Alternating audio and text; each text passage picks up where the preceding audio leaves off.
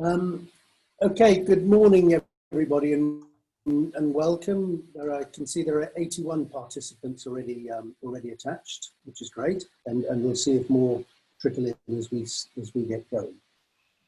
Today is the second day of the GASL multi-stakeholder partnership meeting, and today we're talking about the summaries from the regional meeting continents. These have already had separate meetings, and today we're going to pull these two together.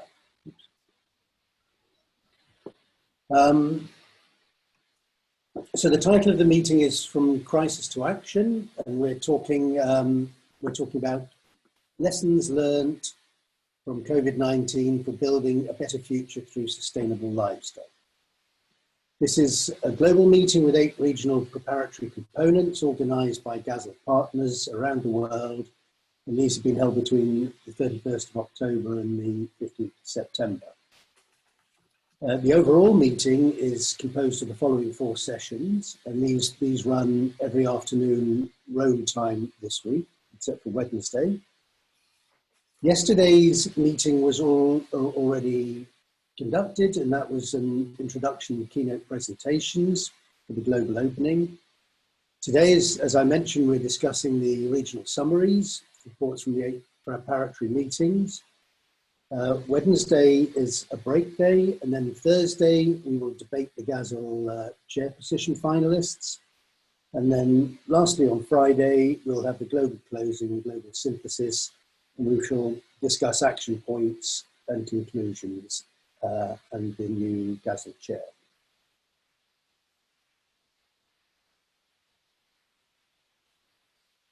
Before we get started, can I just point out some meeting protocols? Please keep your lines muted when you're not using them. Suggest that only speakers use cameras. Questions should please be typed into the Zoom chat function. And please keep these short and concise and targeted at specific people if possible. We'll aim to answer all the questions from the chat, and time permitting, we may invite some interventions as appropriate. Please just have a quick read of the stuff on this screen. This is a request from our interpreters, and they have some guidelines there which will make their job easier for translating. So I'm not going to read this out, but please take a quick look at those, and whatever you can do. It's possibly a bit late to ask you to change your setup, but whatever you can do, please do that.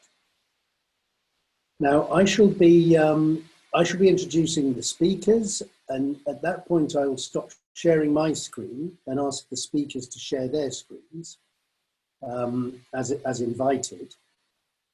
Please, speakers, try and have your presentations open and ready so that we don't lose time during the transitions, and we'll see how we get on. There are quite a lot of changes that are going to be required throughout the meeting with eight speakers, so let's try and be as efficient as possible in making those transitions. So if you can have everything ready, that would be a great help. And if there's a problem connecting to one of the speakers, I'll give you a minute or so, but then move on to the next speaker, and we'll see if we can come back to you afterwards. This slide here just provides a kind of virtual representation of the objectives of the regional meeting. So of the global meeting, we've already had our regional meetings, looking at the drivers, consequences, options and solutions from each region, the impact of COVID-19 on the 4 different domains of sustainability that have been adopted by GASL, and we'll try and look at actions for building forward for livestock for sustainable development within these domains. The aim of the global meeting here is to identify actions to drive the livestock sector towards more sustainable food systems, an enhanced World Health approach, and stronger food security. So we're asking the questions here: what solutions and actions exist, where are the gaps, and what needs to be done? This will then feed into next year's delayed multi-stakeholder partnership meeting, which we hope will be a physical meeting in Dillamong. And the topic of that is advancing sustainable livestock options for resilient, sustainable food systems. And it would also feed into next year's food systems summit, where there's a number of action tracks that you can see listed up there. And we hope that this, this meeting will feed usefully into that summit. Very briefly, what the regions were asked to do was to look at the impacts of COVID on these 4 domains of sustainability, and also in the different systems that we tend to use, which are capital intensive, labour intensive and extensive systems. And the regional meetings were asked to look at the short-term impact, the long-term impact, what opportunities are presented, what challenges are faced, and also what knowledge gaps exist. So that's the framework that the speakers were asked to work towards, and hopefully that will help us to condense these into a single set of learning. Very quickly, if you're not familiar with the Global Agenda for Sustainable Livestock, these are some contact details for everybody to note down. Fritz Schneider is our chair, Eduardo is the manager, and we have an agenda support team as well. And the email addresses for contacting these different people are listed there. So I look forward to seeing you all at our worldwide event in September, and wish you a very fruitful meeting. A very quick rundown of the agenda for the afternoon. I'm not going to go through all of this, but you can see the 8 regional workshops there listed. After that, we'll have questions from the audience via chat. And please, we won't have questions specific to each of the presentations. We'll hold those until the end. And then the academia cluster, the research cluster, will provide us with a summary of the day before I close the meeting. So without further ado, I would like to introduce our first topic, which is Africa 1, which is English-speaking Africa, and Shirley Tarawali from Kenya will present here. So Shirley, if you could please, I've stopped sharing my screen. If you could share your screen, please, then we can proceed with that. Hopefully this works. Can everybody see and hear? Hopefully so. Yes, that's great. Could you put it in presentation? Yes, sure. I'm trying to. Hold on. It's coming. Something's happening. Good afternoon, evening, morning, everybody. Okay. Hopefully you can see the first slide now. Can you confirm, Tim? Yes, we can see this first slide. But can you click on the little icon at the bottom to put it in presentation? Could you just click on the little icon at the bottom, the 4th icon along, with the little screen on a stand, and that'll put it in presentation mode. It's showing me that it's in presentation from my end. Ah, okay. It's not quite sure. Hang on, I took it out again. You can see the screen, but it's in editing mode. How's that?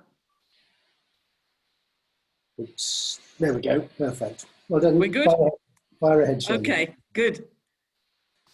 So greetings, everyone, and thank you very much for this opportunity. I'm going to present as succinctly as I can what was a very rich discussion from over 100 participants. This took place at the beginning of September, and I've just noted on the screen here, the organizing committee, a great team from across quite a number of different organizations in the English-speaking Africa.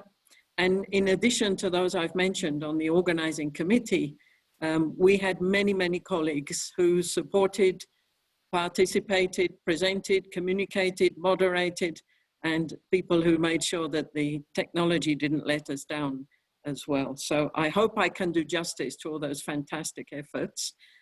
Tim has just showed you this, so let me not dwell on that. We had over 200 people registered, and we had 3 sessions for our engagement, and over 100 people joined for each of those sessions. 32 countries, and 16 of those countries were in Africa. And as you can see on the right-hand side here, the participants covered all the 7 stakeholder typologies, the clusters of the global agenda. So we had pretty good representation right across. This was how we organized the 3 sessions over 2 days. We had, of course, introductions. We had 4 framing presentations around the 4 sustainability domains, and then some group discussion. We divided everybody up into online groups to really explore what was the impacts of the pandemic on the livestock sector. We had a virtual share fair, which I will show you in just a moment, and some reflection on that at the beginning of the 2nd session. And the 2nd session also included a fantastic panel discussion that everybody got very engaged in, both the panelists with themselves as well as the participants through the chat. And the 3rd session, we had a good opportunity for plenty of group work that was organized by the different stakeholder typologies to really try and dissect out a little bit of what are the actions that can be taken by different stakeholder groups. So let me see if I can present this. I've just given you here an overview of what the virtual share fair looked like. Those of you who've been to a live GASL meeting may recall having had opportunities like this. It looks a bit like a marketplace. This was our virtual opportunity for this. So participants could upload a poster or a video onto this site, and it was tagged with one or other of the different sustainability domains. We didn't get a huge number of these. They are online, and I'm sure you can find in the report of the meeting the link to these if you want to go and have a look. It's a very nice resource. So what I've done is to organize opportunities, responses, and the challenges around each of those 4 sustainability domains. Obviously, there's much, much more than I have on the slides here. This is just to get the taste of it, as it were, through the presentation. And I'll just run as quick as I can through these. The challenges, especially in relation, first of all, to food and nutrition security. Challenges relate to reduced consumption and demand, both loss of consumer confidence, but also reduced purchasing power, which we'll see in another domain as well. Of course, meaning that a likelihood of nutritional deficiency is there, food being wasted, reduced income impacts generally on food security of livestock producing households and traders and so on, and supply chains disrupted, which impacts on food, of course, as well. In terms of responses, more attention to smaller scale and local production and sale with family and farm labor focus, and increased access and use, I should say, of online information and tools. And it was quite encouraging across all the domains to hear lots of opportunities being highlighted. I think some of us were a little bit actually surprised about how positive some of the tone of the discussion came out. Local markets, shorter value chains, policy congruence around One Health, use of new technologies, especially digital ones, and recognizing that maybe these are being realized faster than would otherwise have been the case. Recognition of the importance of animal source foods, and equitable opportunities going forward as well. I should say that we see quite a lot of overlap in these different domains, and we also see in some cases some contradictions. People participating in different discussions were raising different perspectives, and you'll see that reflected as I go through. So moving on to livelihoods and economic growth, the challenges in this domain, sorry, I need to go back one. Yeah, relate to the collapse of markets, which obviously impacts incomes and livelihoods, disrupted input supplies, again impacting food loss and waste, restrictions on trade and on borders, and generally a sense that the impacts in this domain are quite hard to measure, especially those on equity dimensions. In terms of responses, participants reported that in many cases, food, including livestock and its production and transport, were exempt from movement restrictions. In some cases, there was tax relief, and the participants noted increased partnerships between especially small producers, government entities, these kinds of things. Opportunities going forward highlighted again the new technologies, digital solutions, especially focusing on those that can help enhance resilience of food systems. Increased biosecurity at local markets so that operations can continue, something really important going forward, and a bit related to that, improving capacity to control pathogens or threats at the source so they don't get out of hand as we've witnessed at the moment. This is animal health and welfare. Again, this mention of movement restrictions that impacts not only access to pastures, but often access to feeds and drugs and so on, hampered veterinary services, which of course raises a risk of new outbreaks of other diseases. And these impact on animal welfare, because if animals can't get vaccinated, they can't get drugs, they have limited access to feed, then it can cause suffering and potentially even mortality as well. And in some cases, reports of reduced surveillance, increased unregulated environments, which of course presents considerable threats as well. In terms of responses, participants noted that in some cases, resources that should be allocated into the veterinary health sector, for example, were being diverted to public health and COVID-19 issues. But in many cases as well, animal health was getting recognized as being essential, and there were stricter regulation and surveillance processes being put in place and implemented. Opportunities going forward in this area include the promotion of One Health, again, application of ICT, specifically here for training, monitoring, information, and the importance of better preparedness, controls throughout the value chains, monitoring throughout value chains to prevent future outbreaks.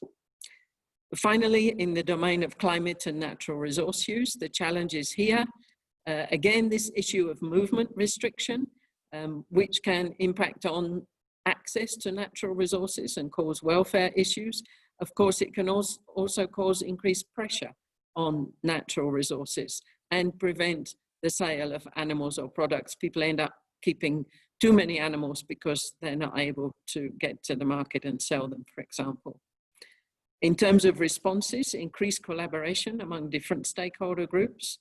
Livestock management and welfare were at times deprioritized, and there was quite some debate and different views around whether there really was any reduced environmental impact or in fact it was increased. I think that's probably a reflection of different production systems that people were viewing this from. In terms of opportunities, a specific mention of the importance of local breeds, traits, maybe even production systems as ways of helping to be more resilient to multiple shocks. Opportunities for increased multi-stakeholder coordination and to include climate change solutions in that. We heard Henning mention that yesterday as something that shouldn't be left out of the equation as everybody's been focused on the pandemic at present. And perhaps a need to rethink some of the large-scale industrial production approaches. In this slide, I have tried to summarize, and it really is summarized, some very rich and deep discussions around what can we do? What are the actions to build better that we need to undertake? And organized here by the 7 clusters or stakeholder typologies of GASL. So if we start at the top and go clockwise, academic research group talked about digital solutions, the multidisciplinarity of One Health, solutions from research that promote resilience, and how to approach the better promotion of research solutions. We often hear that research solutions are there, but they're not being taken up and deployed. So the importance of partnerships and also the provision of evidence, what is needed to inform policy and investment and so on. For NGOs, there was reference to supporting local capacity so that there's better contingency for resilience, policy advocacy, and the ability to provide local evidence for solutions based on livestock, the livestock sector. The private sector group raised the issues of things like scale and tailoring, packaging, distribution of inputs, things that really work for these usually smaller scale enterprises that were still able to function. A bit related to that, innovative business models, whether those are for input suppliers or producers or whatever, and the need to rebuild, maybe we should say rebuild better, markets and value chains.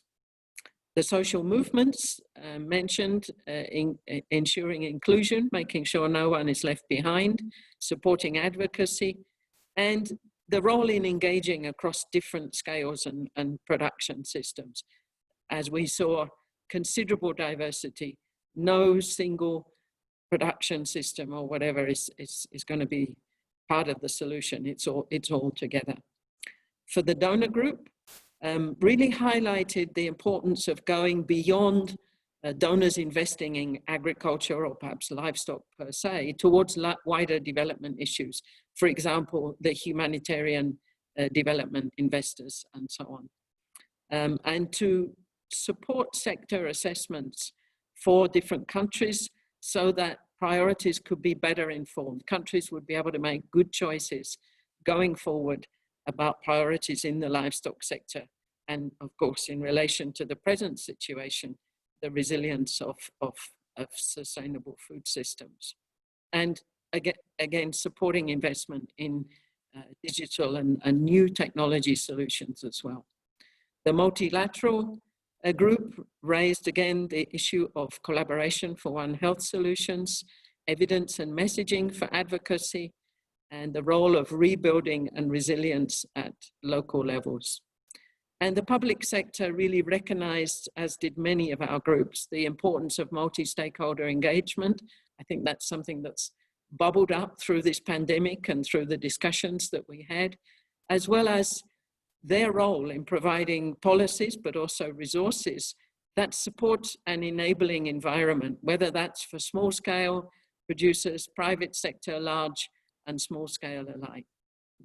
So just some insights there. Here's my attempt to bring some of the cross-cutting things that I perceived from this discussion, and together with the committee, actually, we assembled these thoughts. So many issues are cross-cutting and interrelated throughout the sustainability domains. You've heard that as I've spoken. There are major concerns around food security and especially food system resilience, because people see that kind of falling apart at the moment in some cases, and a new prominence to One Health. New technologies, especially, but not only, digital ones, are being deployed, and perhaps faster in some cases than would otherwise have been the case. Several reports of small-scale local systems faring better than larger industrial-like ones, a need for rethinking business models, and a recognition that livestock must be part of building forward sustainable, resilient food systems, and the need for messaging and evidence to make that case. And all stakeholders, I think, recognize the importance of dialogue and coordinated solutions that cut right across different stakeholder groups. Nobody can solve this challenge or perhaps the opportunity for the livestock sector alone.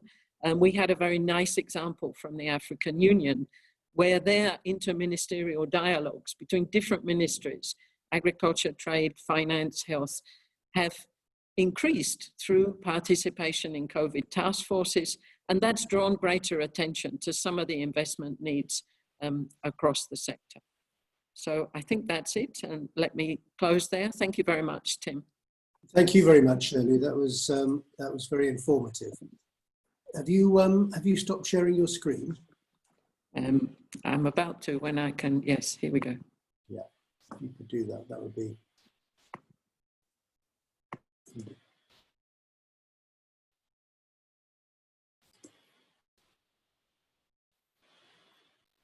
Okay, thanks very much, Shirley.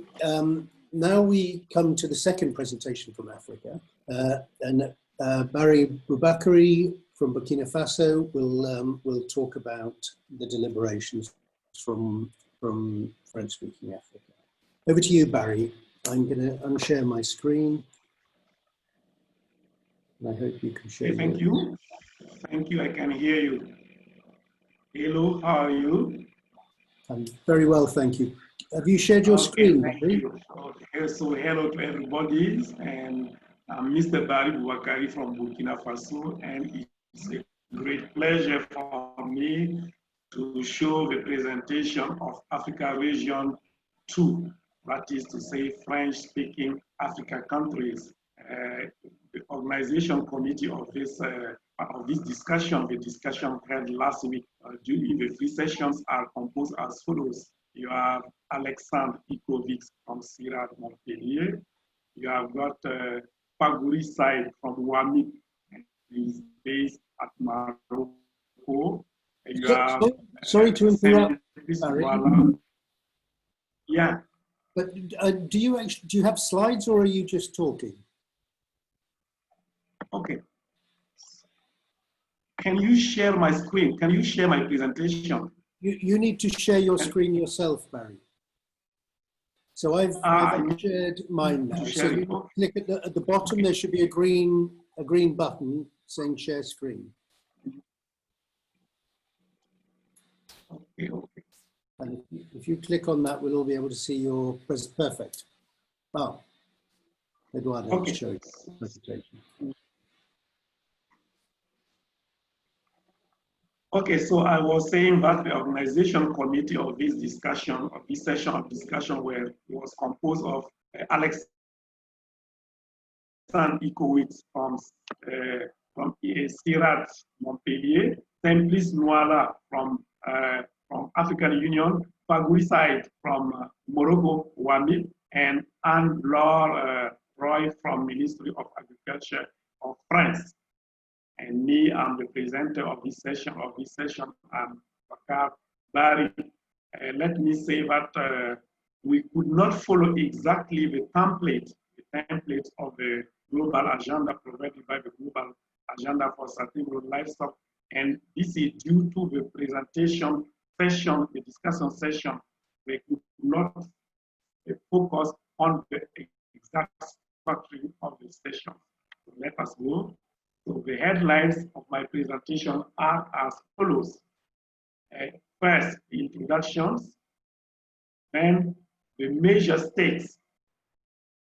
Second, the summary of impacts per area, the specificities according to livestock system, the resilience measures or responses, the lessons learned, the middle and long-term challenges, solution of and perspective, and conclusion.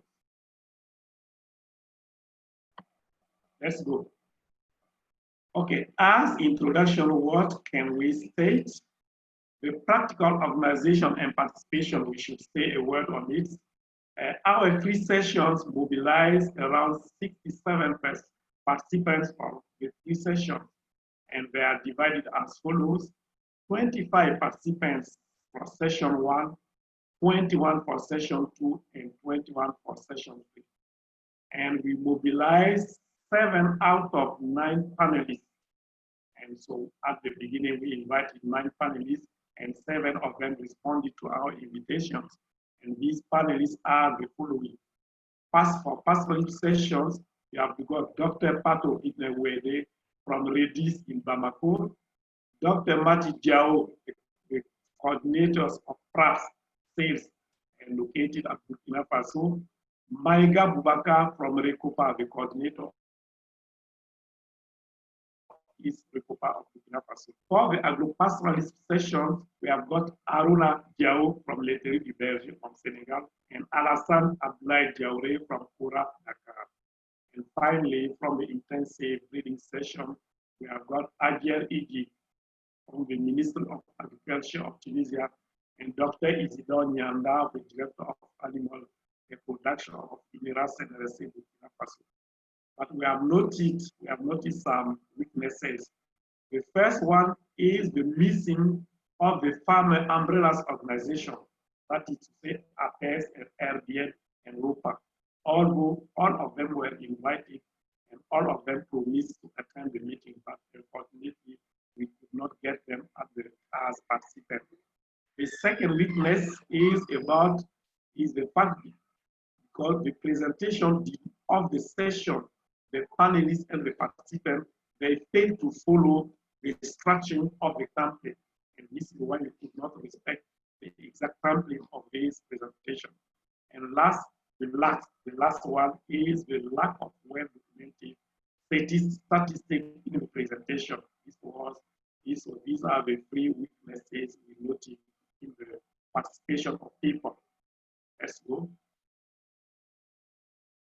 Now, the first point, we are going to focus on the major states of this session, of this global agendas with the stakeholder partners meeting.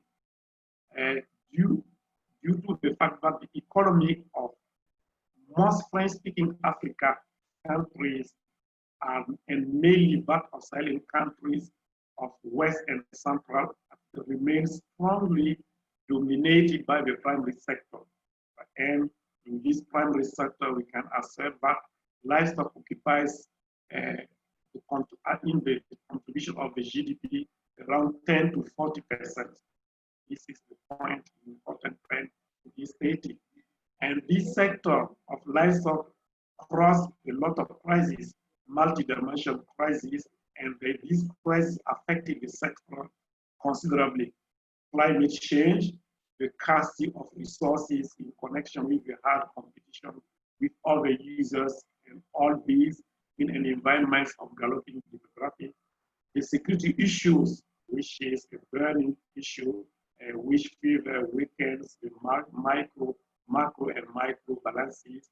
And finally, of course, the most recent crisis of disease, COVID-19 disease, which affected seriously the activities of livestock, and a serious blow on the players in this sector because of many travel and many movement restrictions.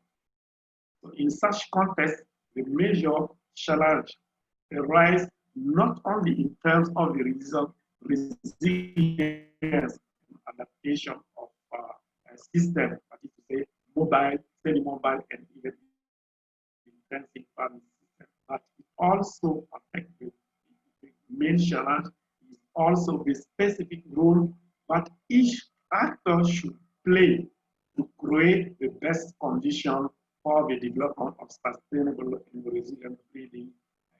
And now for the global agenda, of course, is a major stake, because the main question is what synergies of action and what levers can we activate to promote the pooling of experience in this framework, in the framework of strengthening termination factors. This is the main stake that could be raised at the level of the global agenda for sustainable livestock. Let's go on. Next point. Now, let's come back. Let's now focus on the major point of this session, this discussion. So we have got 4 domains that have been defined by the global agenda for this meeting. These 4 domains are the food and nutrition security, livelihoods and economic growth, animals health, and finally climate change and natural resource management. Now, what are the impacts of the COVID-19 on these domains, these areas. First, as far as food and nutrition security is concerned, we can say that first, the pandemic has exacerbated the problems of poverty and social inequalities in access to food products because of the price that increasing of prices due to transport and other limitations. Second, the restriction of the exchange of food resources for human and for livestock at the national level and between coastal countries and countries of pressure. The drop, Sorry, Barry, please interrupt you very briefly. The interpreters are finding it difficult to hear you. Could you please speak a bit closer to the mic? Yeah. So the milk sector has been considerably affected. Yeah, we have 6 minutes remaining, so. Yeah, okay. So the milk sector has been considerably affected by the confinement, resulting in a drop of consumption. Now, for livelihoods and economic growth, the supply of animals has fallen sharply, resulting in a drop of production. So the impact on traditional sector affecting the employment of women. The input supply chain is almost broken due to movement restrictions, and now small producers in the formal sector have suffered a lot. The increase of livestock feed prices, the lower production of slaughterhouse in coastal areas, the countries, the deterioration in terms of trade, the lack of markets so fast conducting led to loss of jobs, and the average monthly income of population in employment, etc.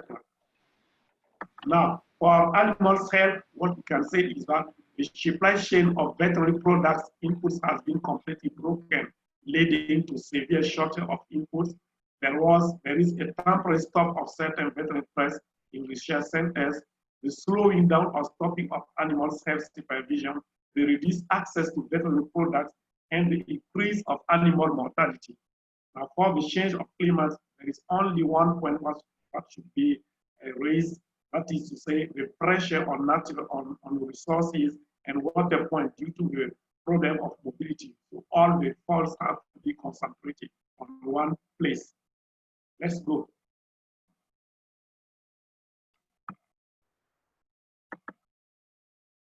Now, there are some specificity depending on the livestock system. For pastoralist and agro-pastoralist system, there is a lower revenues of pastoralists due to the degradation of terms of trade, and these data can be available at CIS of AgriNet.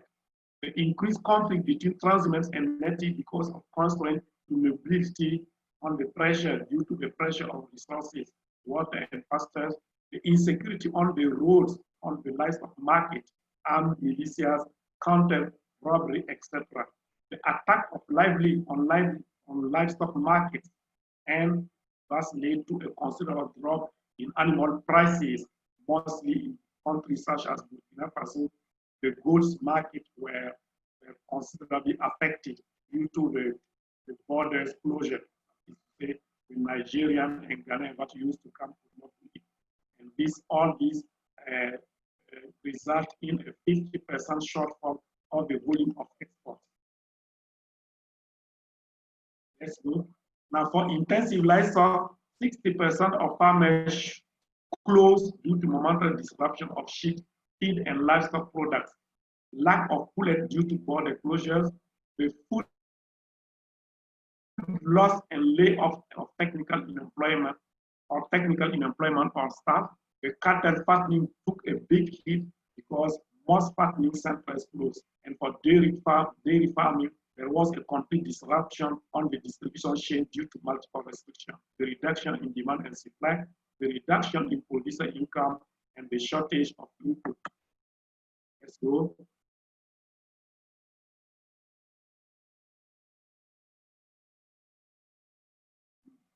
Okay, now some resilience measures and responses.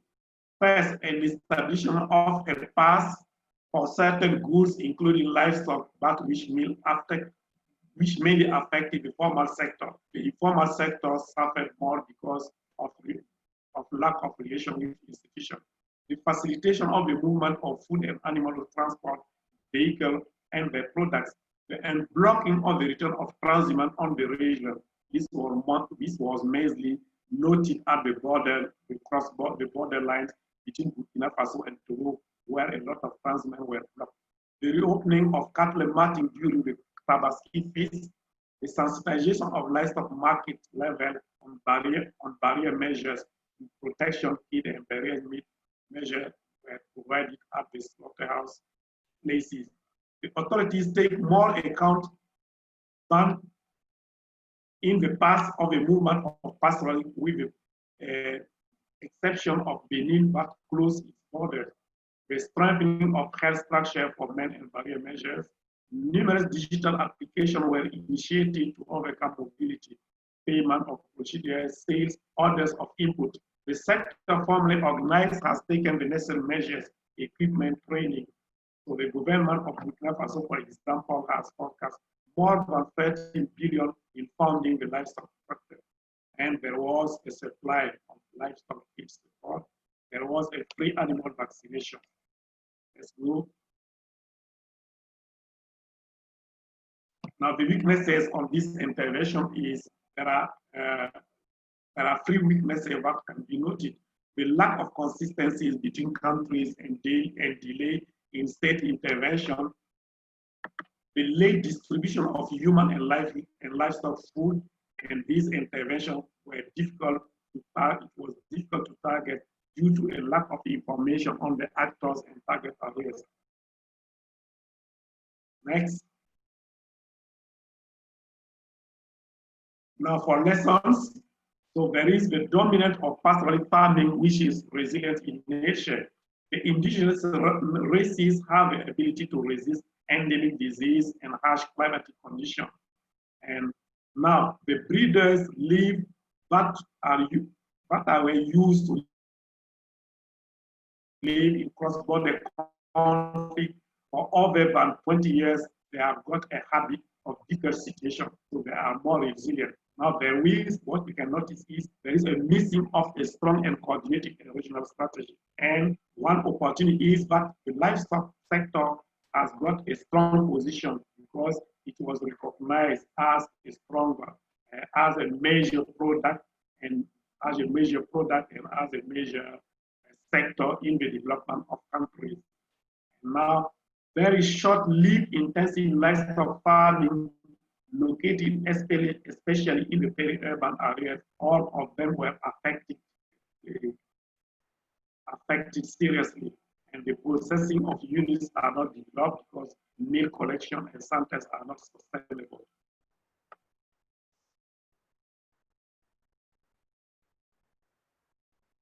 Next. So the challenges are numerous to keep the animals to a satisfactory level, to strengthen the complementary between ecological zones, to structure the supply of meat to coastal countries by silent herders, to strengthen security and investment in infrastructure for pastoral mobility.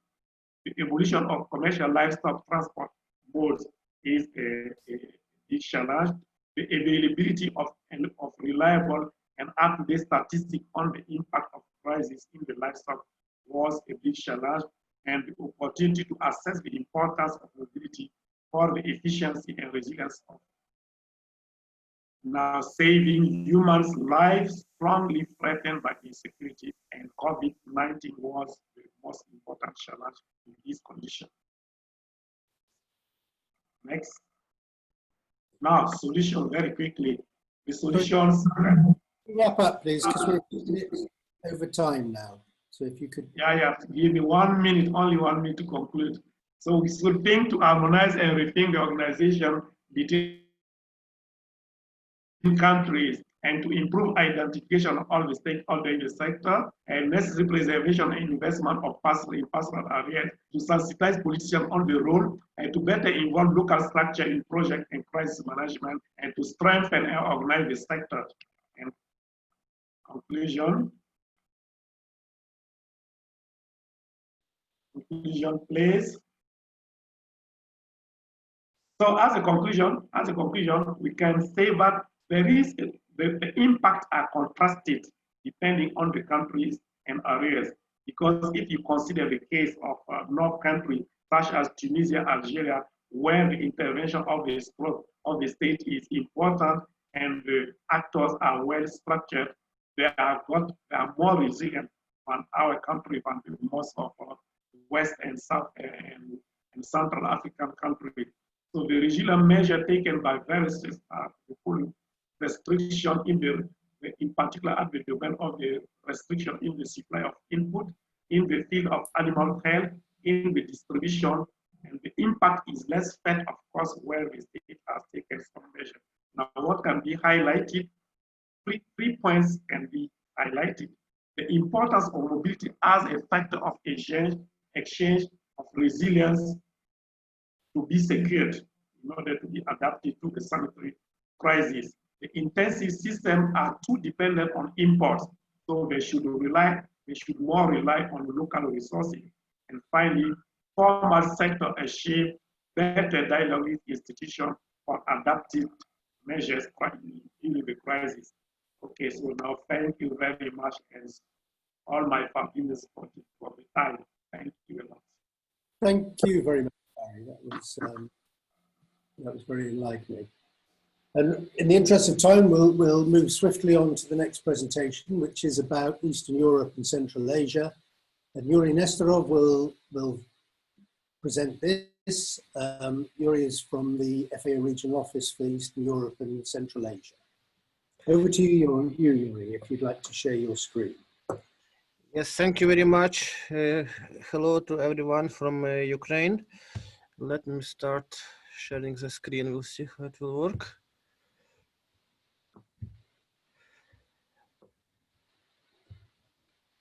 Okay.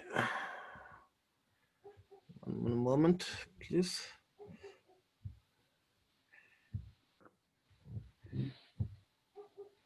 Switch on presentation mode. Can you please confirm that you see my slides now? We can see it, thanks, Yuri, but could you pop it? Yes, it's sure. There you go. Okay, very good. Okay, hello again, everyone. I will be very brief, so I hope I will compensate for the delays we have in the agenda. Thank you. We had one session meeting in our sub-region, which in our case, for this purpose, covers Central Asia, all countries of Caucasus, Turkey, and Eastern Europe. We invited almost 100 stakeholders to our meeting, but due to a variety of reasons, we had only 30 attendees. So it is much less than what I've seen in Africa and other meetings, but still we tried to cover. First, we wanted to keep the spirit of multi-stakeholder approach, to have participants from different stakeholder groups and to hear their views. And also we wanted to cover different production systems because our region is very diverse. We have a lot of livestock kept by smallholders, basically subsistence farmers, and also at the same time in our region we have examples of most modern state-of-the-art production facilities in some systems. So we had a couple of global presentations, and also we had several presentations from the countries, mostly from scientific establishments, like for example from the Karakul Ship Research Institute in Uzbekistan, but also from the governments, from government of Georgia, from government of Ukraine, and also we got inputs in the form of slides of the presentations from government of Azerbaijan, but due to technical reasons the speakers could not connect to our meeting. So in any case, we got some valuable additional views, perspectives on the impact of the current health crisis on the livestock sector. And after several questions and answers sessions and discussions, we came up with several key messages which we would like to share with you. Even so, these messages might be kind of universal. They can be applied maybe in other regions, not only in our region. Still, I believe that the feedback which we received from our stakeholders is very important for future thinking about responding and preventing the crisis like the one we have now. So first major conclusion we reached is that preparedness of the livestock sector to different crises should be of paramount importance. It is much more important to get prepared than get ready to respond, and it will be much more cost efficient. And this preparedness should be focused on the following. First, it should be a holistic approach. Different forms of shocks and impacts, different spatial and temporal scales. So it should not be preparedness for something very specific, because obviously we don't know what would be the next challenge. Second, it should address all levels and supply chains, including farm inputs. Because what we noticed is that sometimes we are talking about livestock production only, as if it is an isolated system. It is not. In fact, if we want to make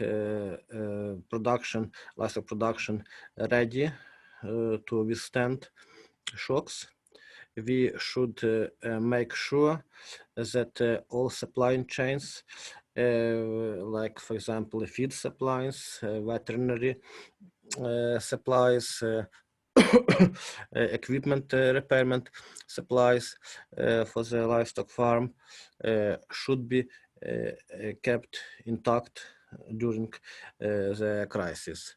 And on the other end of the production chain, we should make sure that the farmers have good access to the markets and can continue earning income during the crisis. And this was especially important in our region, because in many countries, rural buses, which were the only transportation mode for smallholders to bring foods to the cities, were temporarily cancelled in the spring. So the preparedness should cover everything. Next, it is important to focus on resilience and prevention instead of dealing with the impacts. As I said before, it is much more cost efficient to invest into resilience and readiness than to invest later in the worst case scenario into the emergency assistance. And we believe that in many production systems, it is very important to reduce dependency on outsourced farm inputs when possible, because again, the experience in our region showed that there were cases of interrupted feed supplies, for example. That's why, if possible, if economically feasible, it is better to have little dependency on external inputs. Beg your pardon. And second key message which we came to, there is a need for a thorough analysis of sustainable investment options in the livestock sector, which should be focused first on identification of barriers for investing in preparedness to disease outbreaks and other impacts, and in resilience of livestock production. It is important for us to understand what prevents money coming to livestock sector, making it stronger and more resilient. We should identify these challenges. And also, in addition to identifying the key investment opportunities for making the system, the production systems more resilient, it is important to identify the opportunities which would lead to not only one positive effect, but to a multitude of them. And it is important to consider not only health crisis, which obviously we somehow helped us to think in this direction, but also to consider other issues which are more or less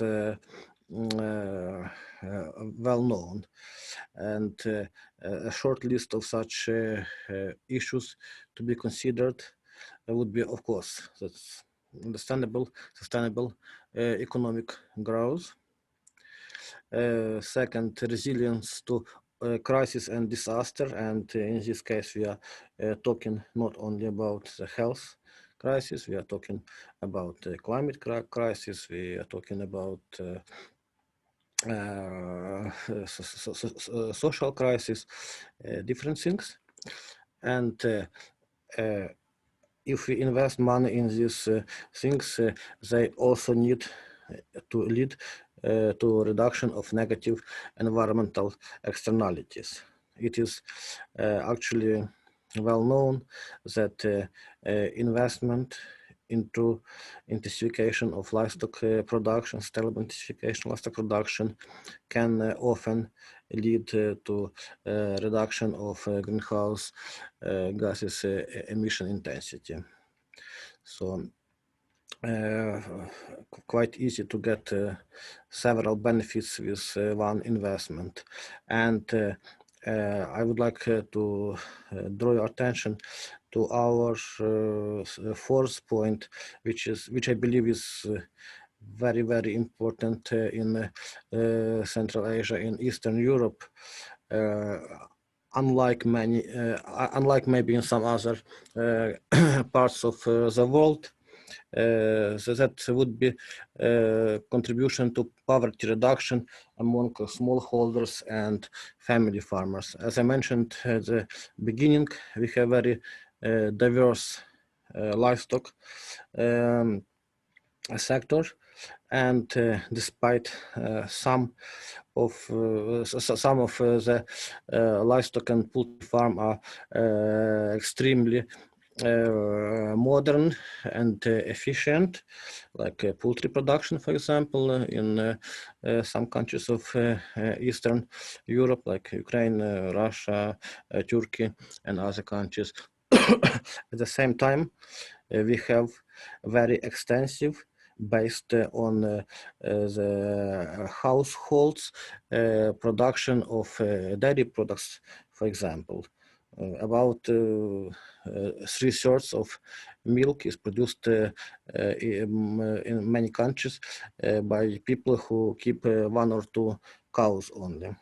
So these people are very vulnerable to such crises like this one, because they don't have easy access to the market, and investment into the cooperation, into the capacity building, of course, is needed, and would build the resilience to similar crises in the future. And last summary point is this all requires to broaden the scope and time frame of the economic assessment of planned interventions to capture the aggregated and long-term benefits of prevention measures. So if we want design interventions in the future which would be workable and sustainable, we should really use a comprehensive approach to assessment and analysis. Thank you very much. Thank you very much, Yuri. That was wonderful. And thank you for keeping in time. Could we, could you please stop sharing your screen? Yes, one moment.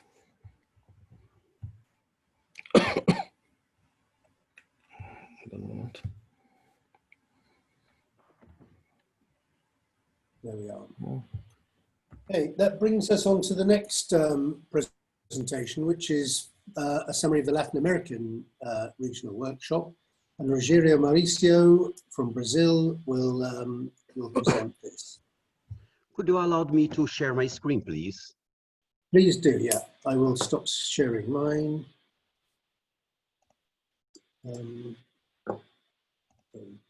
Mine. No. No. Oh, yes. Thank you very much.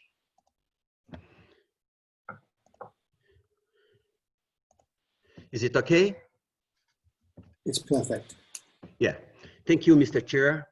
The organized committee of this talk was built by Pablo Ferri, myself, Walter, and also the support from FAO Panama, Caroline Opp. I'd like to thank you all of them for the extremely help that we received. So we sent a survey to 64 consultants from Latin America that they covered 11 countries. And the survey was based on questions related to the impacts of COVID-19, negatives and positive impacts, also made opportunities and threats, and actions from farmers, governments, academia, and industry. We would like to point out that the organized committee refrained from posting their own opinions. So you can see that most of the consultants belongs to the beef sector, followed by milk sector, sheep and goats, close to chicken, but also we have people from pig sector, camels, and others. We received answers from 36 people from the academia, most of them, second from the primary production, followed by the industry, government, technical assistance, and services. This is the main scope of the multi-stakeholders people, the multi-sectors that responded to our questionnaire.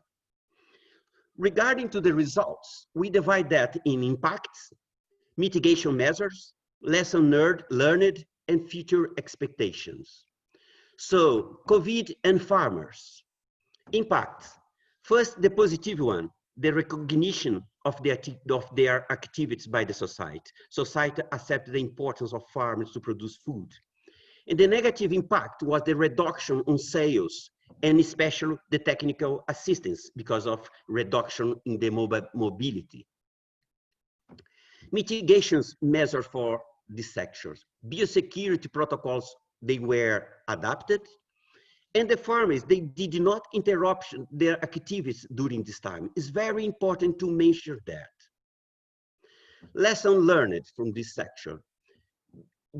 One lesson is the necessity to go to the transition to sustainable systems using agroecological basis. Increase the use of digital tools to build partnerships for the future between farmers and other sectors. Capacity building, they need courses, training, etc. The importance of livestock food values, and also the opportunity for local markets, small farmers, and also exportation. We need to, they mention about that. COVID and industry. Impacts. The first one was the improvement of the industrial process in terms of biosecurity. The response was very quickly from them. But the negative impact was the shutdown industry plants, as example, some slaughterhouses. Mitigation measures, quick response and adjustment in the biosecurity protocols. They also started to test the workers in very quick way and started these protocols. Lesson learned from the industry. First, the importance of the alliance between chain actors. Capacity to provide health food. Society, it's a requirement from the society. And incentives for sustainable livestock systems. In addition, in some institution, industry, they put some money, and now they realize that the systemic or the holistic approach for research is needed. I'm passing now for the COVID and the government. The positive impact of COVID was the increase of digital tools, higher income from exporters. One example, Brazil and Argentina increased a lot the exportation for beef, in terms of beef to China. But also, we have negative impact for the government. The economic crisis, unemployment, poverty, and reductions of the tax collection. So they took some mitigation measures, like increase the use of digital tools, e-commerce, technical assistance by digital tools, but we realized that the few actions for the rural sectors were mentioned for all the participants. Lesson learned and future expectation. First, they mentioned the support, the transition towards more sustainable systems. Improvement for digital tools. And financial support, not only for this period, but also for the post-pandemic period, because they think that the economic recession can increase. And promoting the importance of healthy livestock products. We also received results from the academia sector. The most important impacts were positive, rethink research areas. For example, the importance of native pastures versus exotic species. That's one point that they mentioned. And the negative impact was the reduction on the budget for ongoing research projects. Most of the country, they took out the money from this area to invest in the other area, like mitigation measures. Research area, they support for biosecurity protocols adjustment was a very good impact on that. Lesson learned and future expectation from the academia. The importance of improvement, the connections like research centers and the livestock value chains. Research on pasture-based system. They think that's very important to increase money in this area in research, of course. A systemic or holistic research approach involving environment, animal welfare, biosecurity, and also they mention about the importance of civil pastoral systems. And it's important to mention that they recommend the use of scientific results to formulated policies. It's a very important point. So now I describe the impact and learning on the 4 domains. First, on food and nutrition security. The first impact was food shortage. The second, the increase of the demand for health food. And also, in this domain, the farmers did not stop their activities. Livelihoods and economical growth.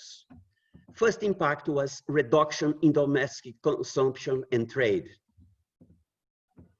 Policies for livestock smallholders, it's needed that, it's important, and most of the consultants mention about that. And the necessity of the science projects close to the farmer needs and policy design. Regarding to the animal health and welfare, we'd like to point out the strengthened biosecurity and animal welfare, and the importance of the One Health approach, or better, the World Health approach, as mentioned during the day. Climate change, climate and natural resource use. One impact is the progress and learning was the progress in sustainability should be based on science. Framework to quantify impact of production system change. As example, the natural resource use efficiency. And adoption of a robust indication for sustainability. We need this indication to measure that. So, as the final remarks, first one, livestock world will not be the same post-pandemic, and there are important opportunities ahead. Second, it's a saying for a farmer. Livestock has the potential for resilience, a heaven in times of crisis. It must be said. So, to close my remarks, I finish with this one. This final remarks belongs to the organized committee that consider the development of a regional chapter of GASL in Latin America. Why? Because many issues which could be better addressed on regional basis involve biosecurity, One Health, sustainable livestock system, research and development coordination, information sharing, exchange of lesson learned, and counter experience. So I would like to acknowledge the GASL, FAO Panamá, my university, Rede Chaco, Ministério da Ganaderia e Agricultura do Uruguai, and the other people that helped us during this task that we took during 2 months. Thank you, muchas gracias, obrigado. Thank you very much, Rogério. And so I'll just move to my screen again.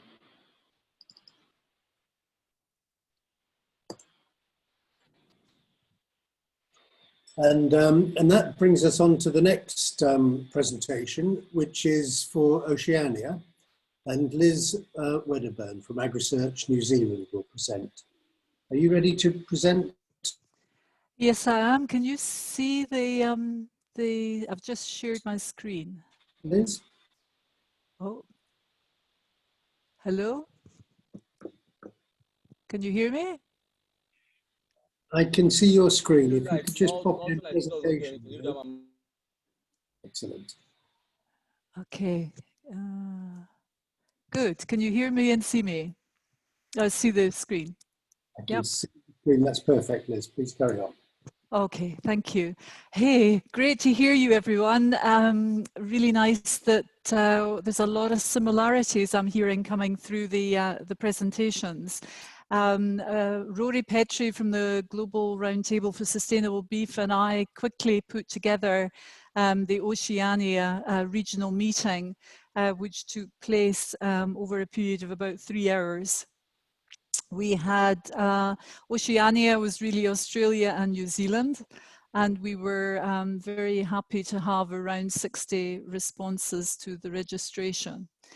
The sector itself covered meat, dairy, and deer, and so we'd like to just give a little bit of the context for Oceania. It's a mixture, I guess, of extensive systems, extensive grassland systems, and I guess a hybrid between intensive and an extensive, where really it is grass-based systems. And also the most important thing, I think, for both countries is the export focus. And you can see really that the Australian grass-fed industry, beef industry, 70% of their beef is exported. And in New Zealand, in the world trade, you know, again, we've got very high percentages of export. And of course, that means that from the perspective of what does that mean for livelihoods, large percentages of the gross domestic product obviously are coming from these sectors, particularly for New Zealand. What we did was we had 9 speakers covering across the sectors, both NGOs, research, and the sector, and we got them to tell us a little bit of the challenges that they had, short and long-term impacts with COVID, interested in how they responded, and then some of the lessons for the future. And so these are some of the challenges, and it's really interesting to hear similar challenges coming from the other speakers this morning. So one of them was really about maintaining key production, processing, distribution services throughout the crises. Again, a lot of New Zealand sectors and Australian requiring migrant labour. And so some of those people were left in their home countries and couldn't get to Oceania. And of course, the health and safety of workers, both on the farm and in the processing sector. There were social distancing constraints placed at abattoirs, slaughterhouses, and sale yards were closed. And this put considerable pressure on the throughput of animals. And so those were slowed down, which meant that animals were retained on the farm longer than they would have expected to. There was a restricted movement between transport, particularly for essential supplies, and also ensuring key import supply chains, given the isolation of Oceania, was really important around stock feed and animal health materials. Also, because of the large dependency on the export, it was really important to keep the ongoing access to those export markets. One of the things too is that particularly for the deer sector, with some of the high value cuts, they were going to restaurants globally. And of course, with the closure of restaurants, that meant that there was a less purchase of those high value products. And internally, both in Australia and New Zealand, we saw panic purchases at the supermarket, along with toilet paper, which seemed to fly off the shelves. Red meat was moving quite quickly. We also found that there was quite a bit of food safety misinformation going around in the general public, again connecting livestock with COVID.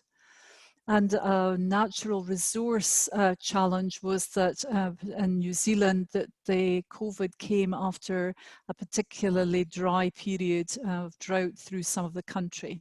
So that put extra pressure on feed, and when you were holding animals on farm, that had an added pressure. So those were the challenges that were being faced across the sector. So the responses that occurred were that the government deemed agricultural primary production as an essential service. And the protocols that, it was interesting, Rogeria, that you talked about around the biosecurity protocols, there's a lot of comprehensive registration and verification processes were put in place very quickly for these essential services. and also that whole idea of the general public being made aware of the importance of farming and primary production has certainly come to the forefront.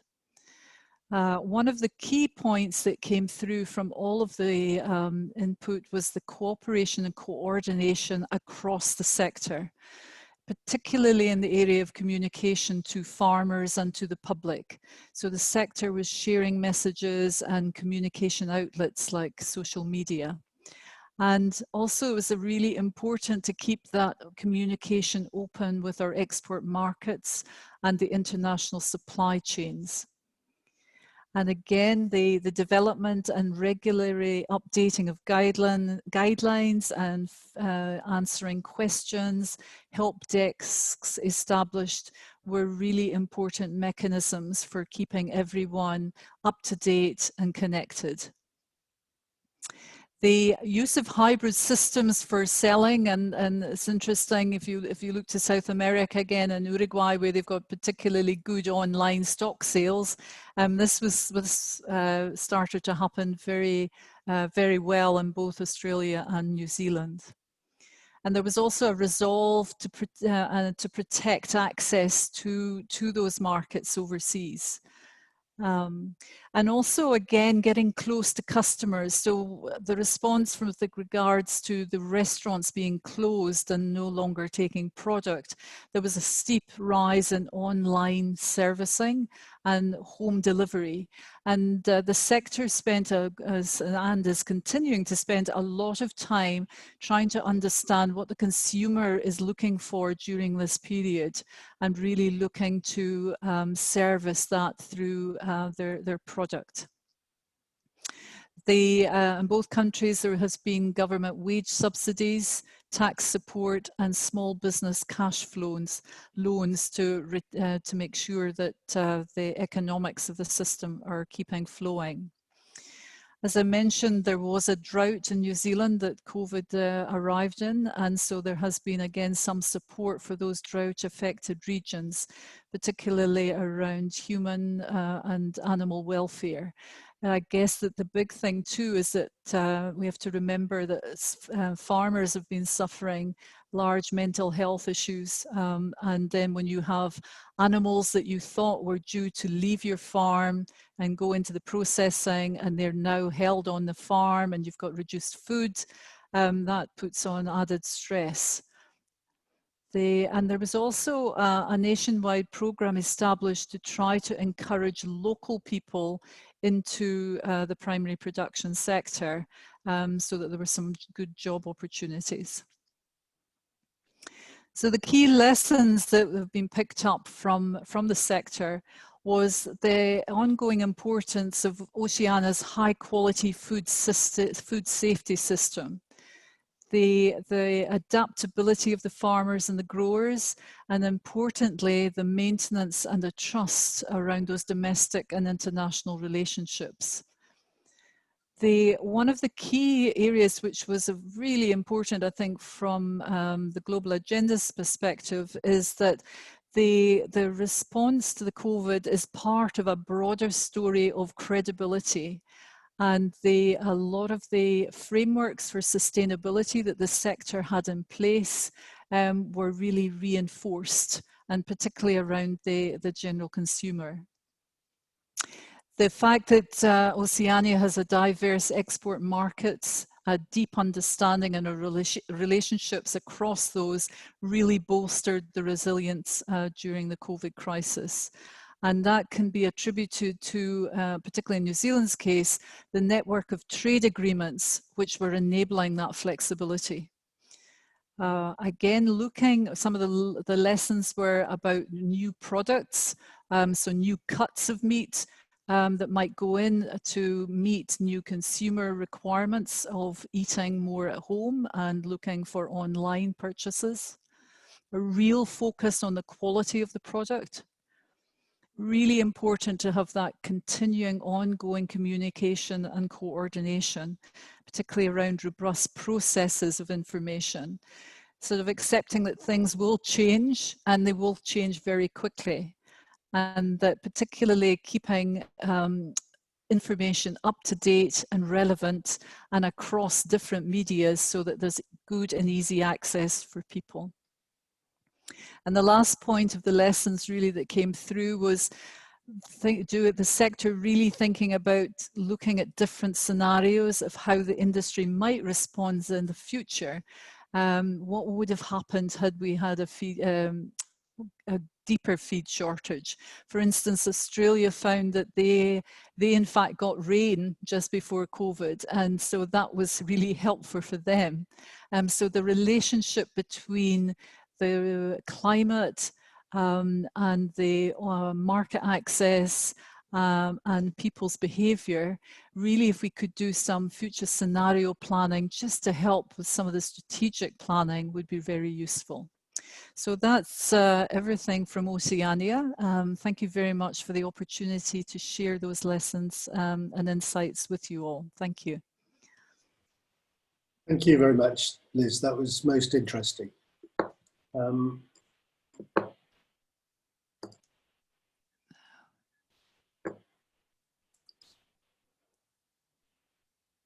And that brings us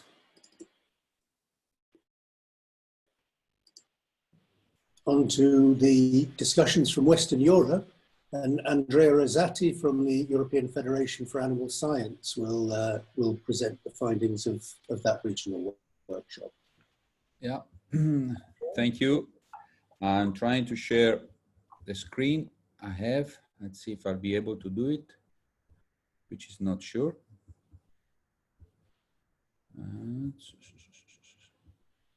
We can see your screen. Okay, is it okay now? It's Do you perfect. see the PowerPoint? Andrea, Okay. fire ahead. Okay, thank you very much, Timothy. We had the European workshop just this morning, so I apologize already now since I really didn't have too much time to prepare this presentation. But I can assure you the positive side that the meeting was very interesting with nice and interesting presentations and with a lot of keywords to share with you today. We had this morning a workshop with 3 speakers, as I say. Michael Lee from University of Bristol. He talked about COVID-19 impact on the food supply chain and sustainable livestock system. And then Stefano Messori from OIE in Paris, COVID-19 and animal health and welfare, impact, perceived risk and response. And then Martin Scholten from Wageningen University, zoonotic emergency preparedness and intervention is essential for sustainable animal production. As you can imagine from the titles, at least, we really cover wild topics, quite broad topic about impact of COVID on livestock systems. Let's see if we can go to the next one. Well, what we thought, one of the first presentation was about Mike Lee. I mean, he mainly managed about the fact of food production. He tried to manage the food production issues and food processing and food retailers and the consumers. All his topic was dedicated to this, which has certainly had a deep impact on European economy and also in the livestock systems.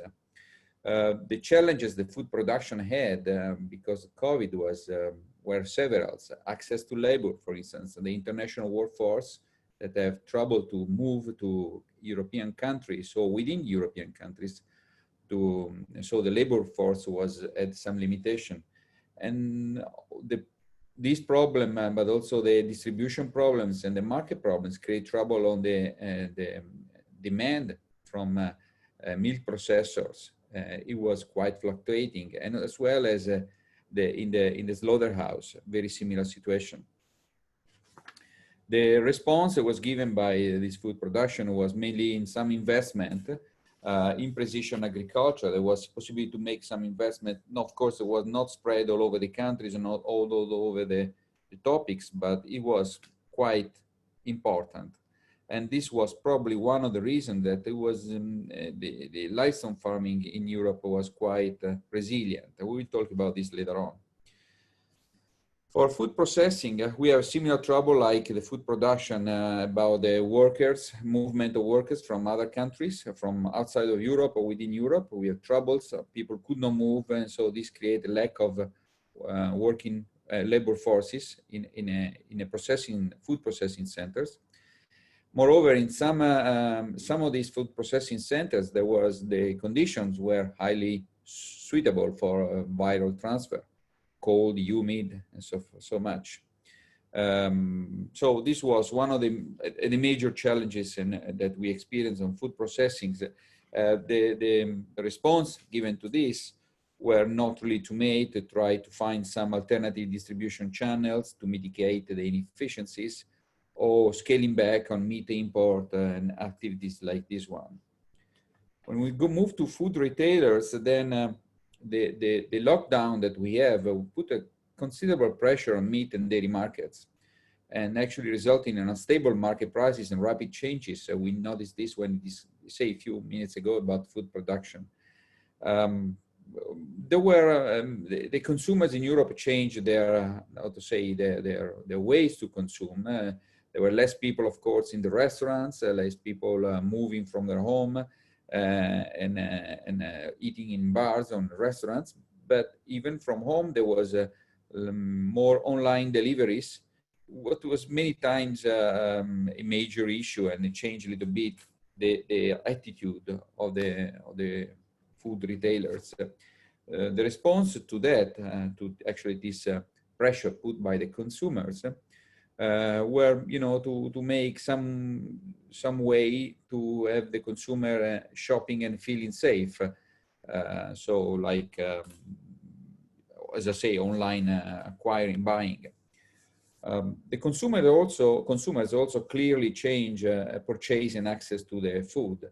And this was reflected in all the other rings of the chains, retailers, processing, and production. Okay, let's go there now. This was the topic about food by the first presentation we had this morning from Michael Lee. Let's go to the second one. It was Stefano Messori. Stefano is he works for OIE, and the International Organization of Veterinarian Systems, and he was mainly dedicated to this topic.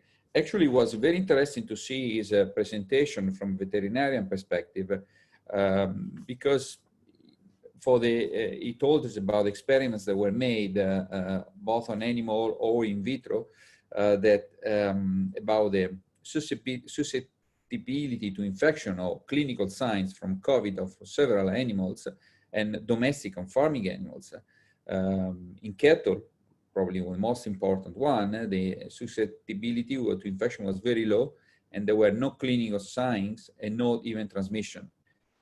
For pigs, there were not even a susceptibility to infection, as well as on poultry, and obviously no clinical sign, no transmission.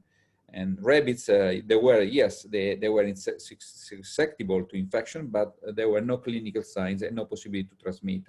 So actually, all the domestic animals were, well, farmed animals, should not be under attack because of COVID-19, although we listen sometimes the news or fake news that change this perspective. But we'll talk about this also later on. Well, the short-term impact on this was about the animal welfare, for instance, where about changes in food demand and in COVID-19 put some hotspot in slaughterhouses with overstocking or culling of animals. Also, there were increased transport stress because there was the reintroduction in Europe of border checks and problem on traveling from one country to another one. Other things about the control of animal disease, which is create trouble for the movement restriction, decrease for instance, the hunting activity, like the wild boar population was not very much under control anymore. And also we noticed that the veterinarian service laboratories have been contributing to process human samples for COVID-19. So there were noticed some decrease in the routine activities. What else about from the veterinarian point of view is another thing that actually came out from all presentation and the discussion of the people later on was about the participants later on was about the risk of misinformation. And we were bombed. I think this is a common experience of a lot of fake news, misinformation. Everyone wanted to talk something about COVID-19, and it was difficult for civil society to understand what was true, what was not true. And so there were sometimes an unjustified panic and that had severe consequences. So there was a risk of misinformation.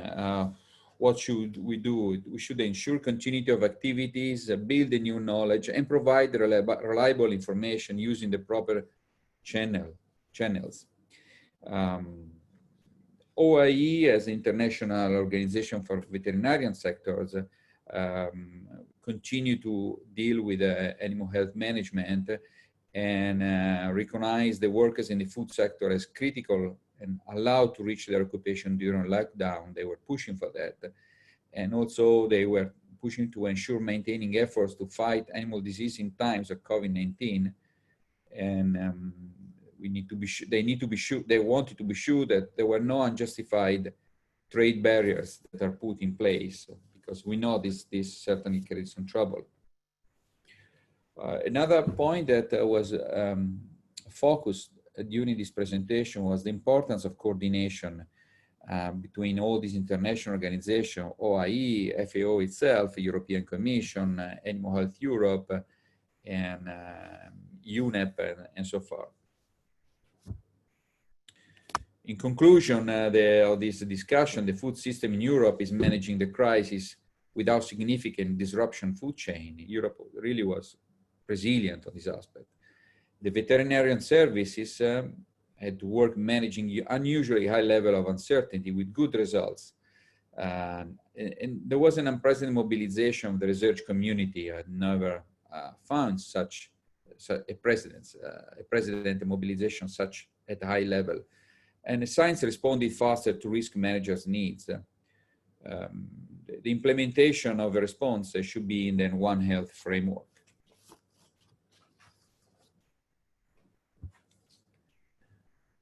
Sorry, let's see. Yeah, and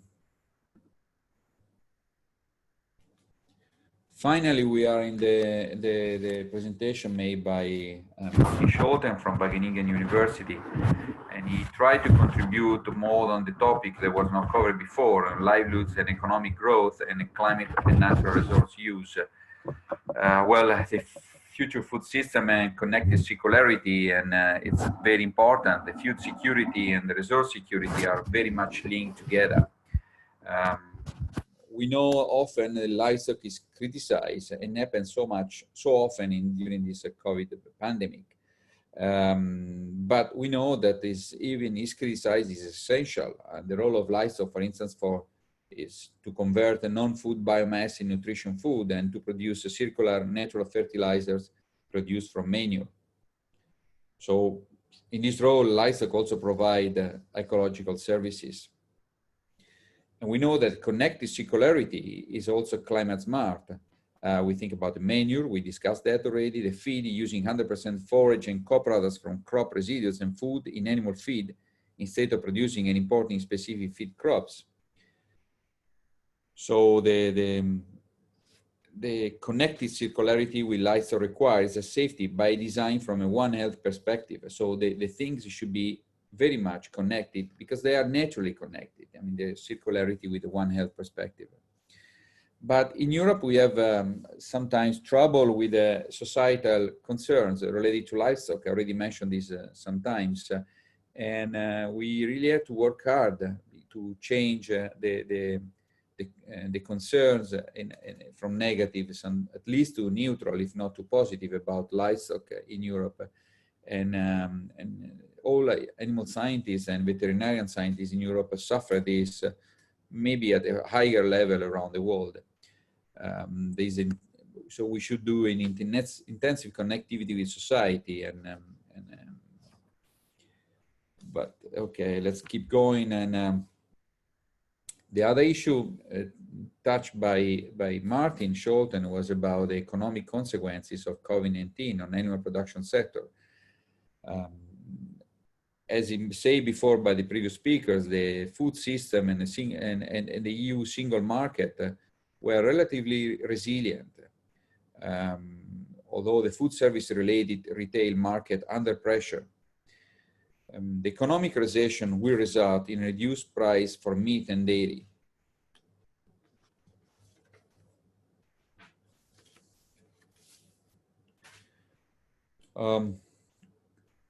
Another important topic raised by Martin was about the use of a transdisciplinary approach to understand the zoonotic emergencies and to challenges the zoonotic emergencies.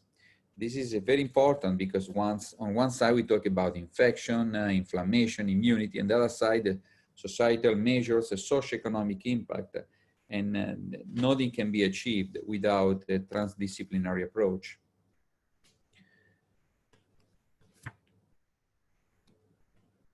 Finally, from the economic impact of livestock sector in Europe, where there was an economic recession of between 5 and 20% purchasing power, there was a disruptions in the global supply chain by sanitary trade barriers.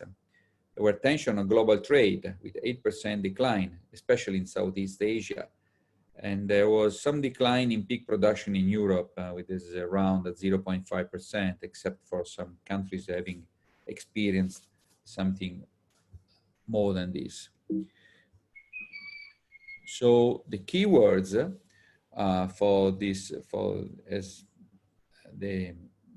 from this meeting were about connectedness. This was we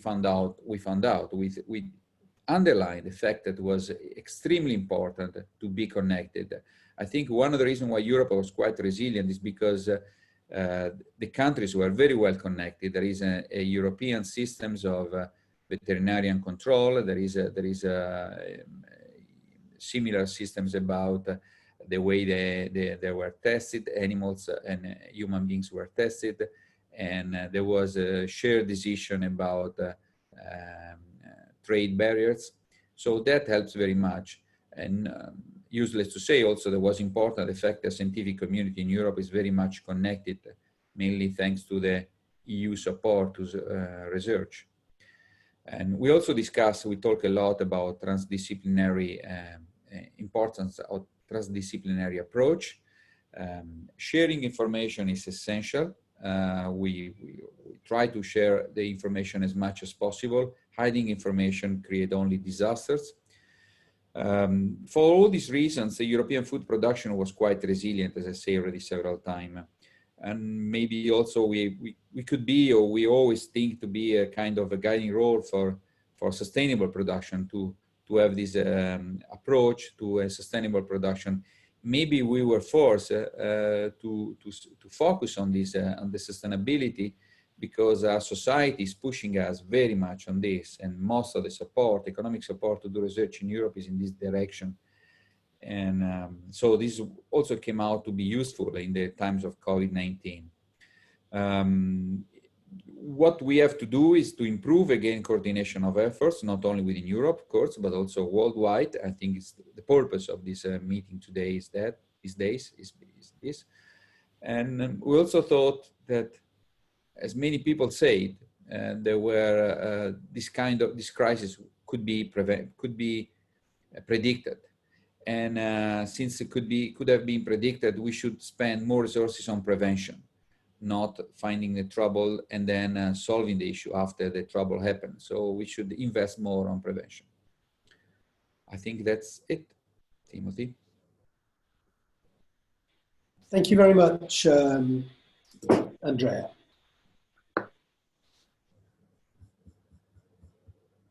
That brings us to our penultimate presentation, which is on North America.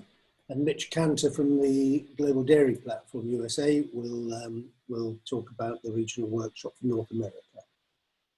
Over to you, Mitch.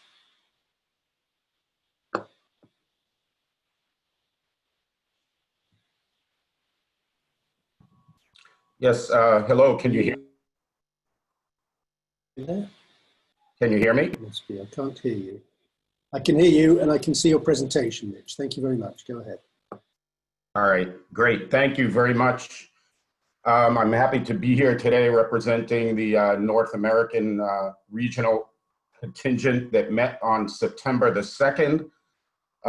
We had a group of about 60 or so people who attended the meeting. Donald Moore did yeoman work of organizing the session as well as chairing the session. So kudos to Donald for that.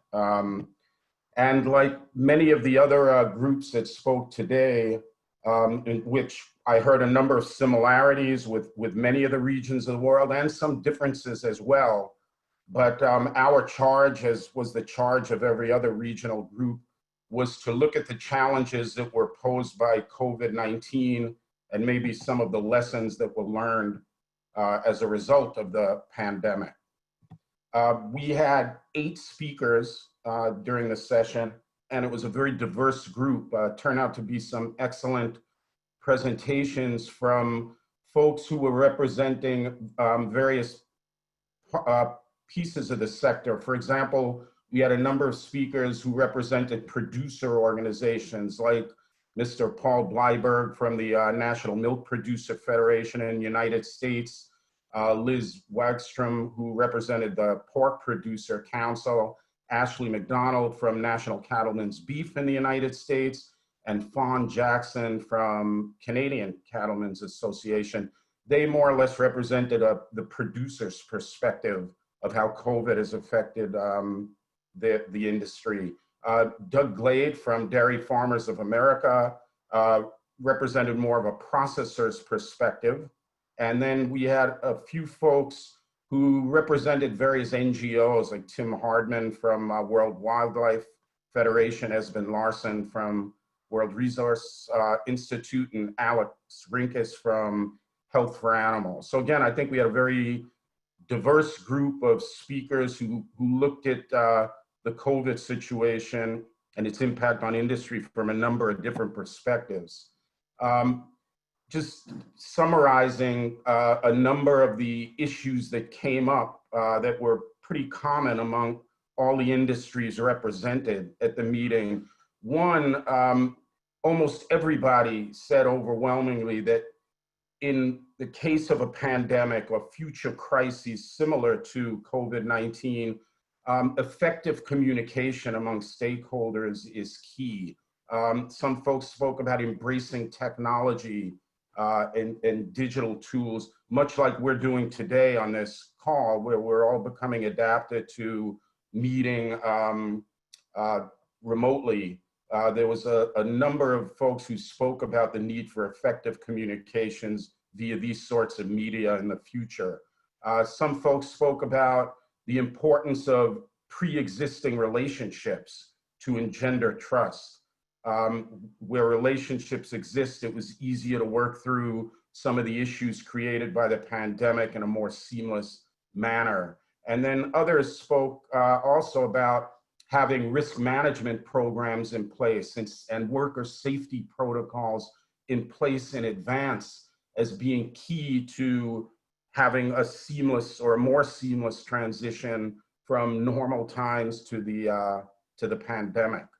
It was interesting, a few people spoke about how in the early days of COVID, earlier in the year, February timeframe, human infections in some processing plants were on the rise. There was a shortage of PPE, personal protective equipment, and this created problems. There was fear among workers, there was absenteeism among the workers, and so there was a lot of talk about the need to be prepared in the future to alleviate these sorts of worker-related issues. There was also a lot of talk about the need to be more nimble in our supply chains. In North America, it's very interesting to note that folks eat food away from home much more so than they do in many other regions of the world. The beef industry, for example, said that upwards of 80% of beef sales takes place through food service, which was very interesting to hear. But what that does, because of the manner in which folks in North America tend to get their ag products, there was a need to shift from food service to retail, or food service to direct to consumer sales. And this took time. It was a bit unwieldy, and it created some issues. So there was a lot of discussion about the need in the future to develop processes that are more nimble, so that we don't have the supply chain problems that we had, particularly in the early phases of COVID. It's interesting to note, though, that even in the face of COVID, where initially prices of some products on shelves at retail were on the rise, and income was disrupted, of course, among a number of consumers who were either furloughed from work or lost jobs. In spite of this, sales of most animal ag products increased early on in COVID. A lot of that had to do with the fact, of course, that people were eating at home, they were seeking out comfort foods, etc. Frankly, there was also some hoarding that went on in the early phases of the pandemic, where people were fearful that store shelves would dry up. And so people went out and bought lots of product, hoarded it, which impacted both supply and demand for product. But most of the industry seemed to have weathered that pretty well. Product remained on shelves, and people were able to purchase and continue to purchase products. Every one of the industry groups we spoke to cited the benefits of government programs, as well as some public-private partnerships that occurred in order to help industry weather the storm.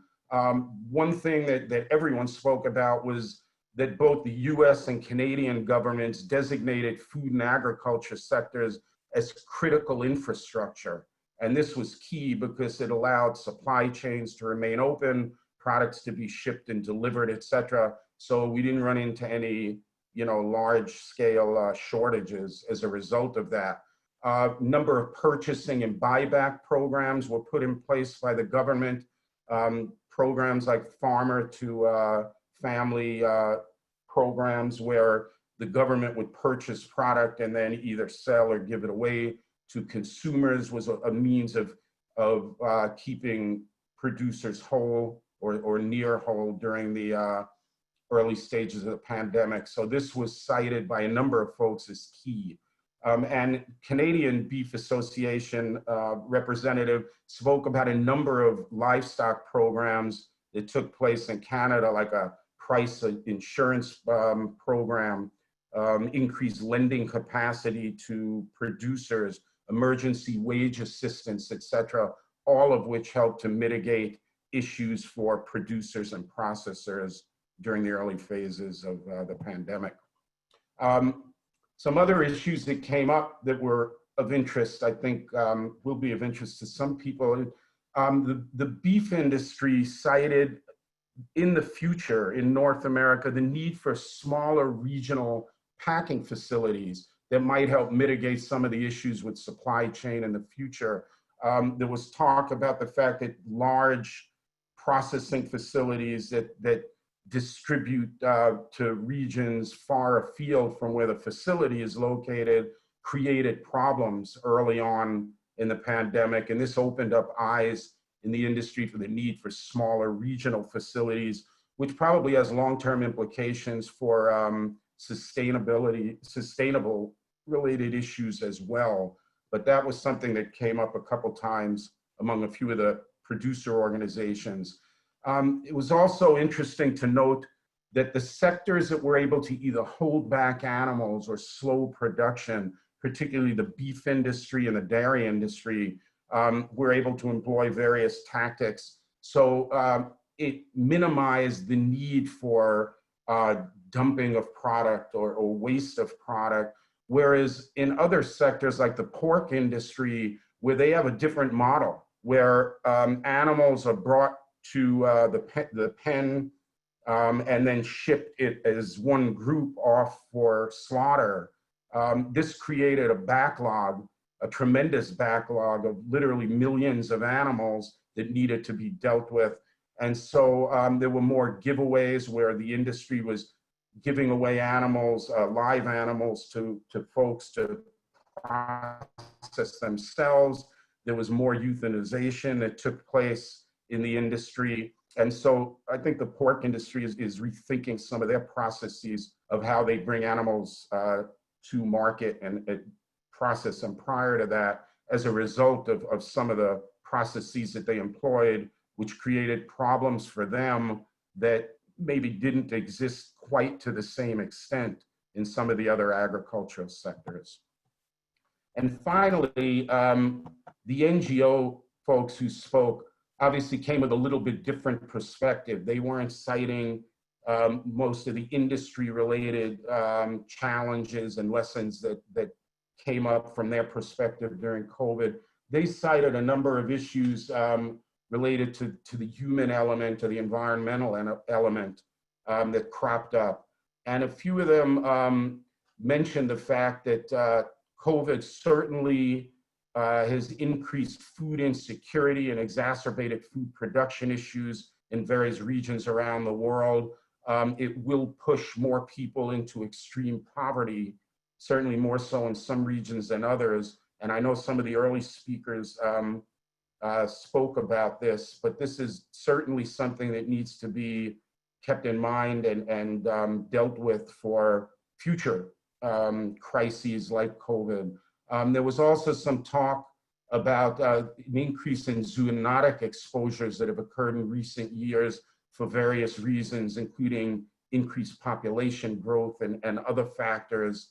And so the need to foster healthier ecosystems in the future to mitigate exposure and vulnerability. There was some talk from folks about needing to develop more structural flexibility in certain sectors. There was an example, for instance, cited that even in North America, where buyback programs were prevalent, and so therefore folks who generate fresh product and need to get it to market fairly soon had the wherewithal to do it because there were programs equipped to purchase product, weren't able to get product to shelf rapidly enough. And so therefore there was a lot of waste, particularly in some of the produce sectors. This was cited. So there is some need for structural flexibility moving forward. And lastly, one of our speakers from World Wildlife Fund talked about COVID as a crisis, of course, that created a lot of challenges, but that also, as with any challenge or any crisis, also creates some opportunities. And so the need to look critically at our current food systems to create more sustainable solutions in the future were cited as well.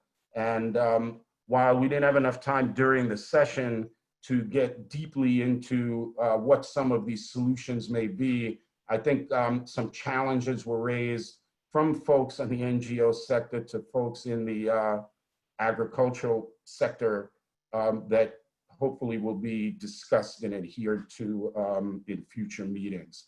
So I think I will leave it at that. I appreciate the opportunity to speak and give you a synopsis of what we discussed at the North American regional sector.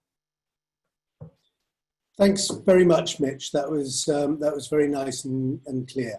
And that brings us to our final regional presentation, and this is from East and South Asia. And Nitya Gotche from Andhra in India will present the findings of the regional consultation there. Nitya, do you have your... Yes, I have my presentation. Thanks very much. I can just... oops.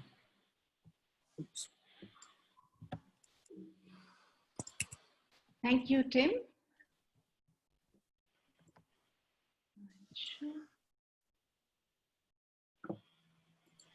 Are you able to share your screen?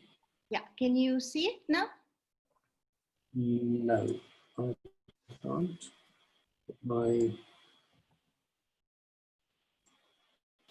Because my screen shows me.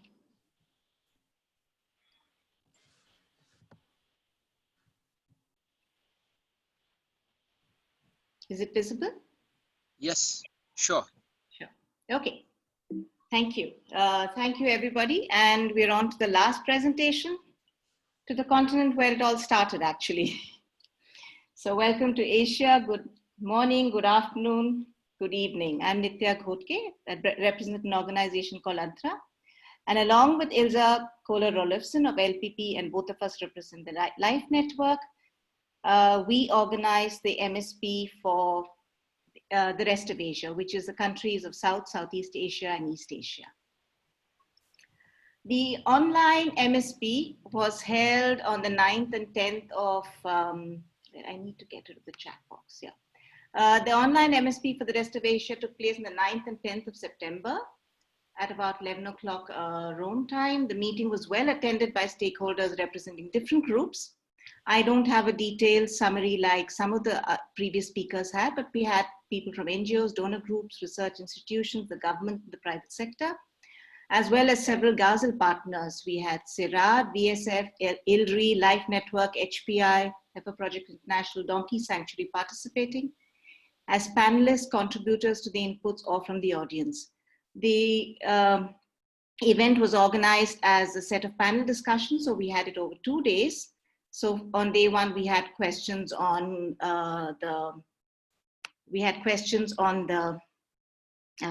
sorry, this has gone ahead. We had, on day one, we had questions on the impact of COVID on the livestock holders. And then on the second day, we looked at what could be done in the future. So what we have now is what the panelists told us, and this is a summary of that, is the pandemic affected all sections of livestock keepers, large, small, capital intensive, low input, labor intensive.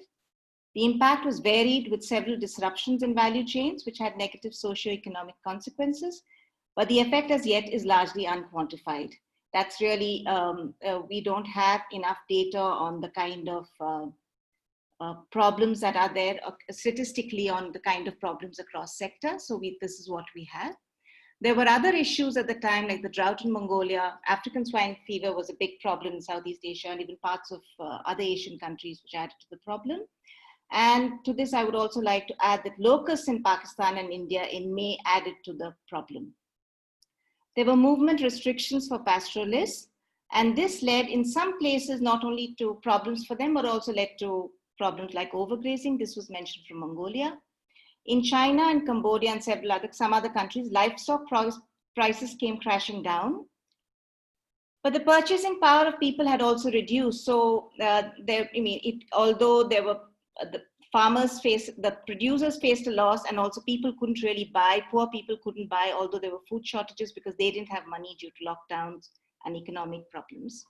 In South Asia, and I noticed that this was a problem also in the presentation from Oceania and North America, misrepresentation through social media made consumers wary of buying meat, especially poultry from industrial sources. In India and Nepal, organized dairy and poultry sectors ran into big problems, while the goat sector didn't have a problem. And this is interesting. We had a presenter who told us that the price of goat actually never went down, in fact went up through the entire situation. Why does this keep moving? Okay, so we have the responses of the government. These were varied. In Sri Lanka, seemed to have very little problem, according to a presenter. On the other hand, China seemed to be helping its herders through ecological subsidies, fodder subsidies, etc. We had one panelist was an expert on yak pastoralism from Tibet. Veterinary services were disrupted in several places, probably in all places. Several groups such as pastoralists, smallholders were particularly vulnerable because of other issues such as drought, climate change, dependence on remittances from abroad. This was true for Cambodia. Markets closing, all livestock markets had closed in several countries. Low purchasing power of consumers, African swine fever. Most governments were caught unprepared and were struggling to respond adequately to the problem. Now we come to a look, we just come to a slide where we look at resilience systems. And if we were to define resilience as a system's ability to recover and adapt to stressors, Then what was observed was smallholder systems, traditional systems, pastoral systems were found to be way more resilient because of their diversity, and also because they were less dependent on external resources, markets, or even government support.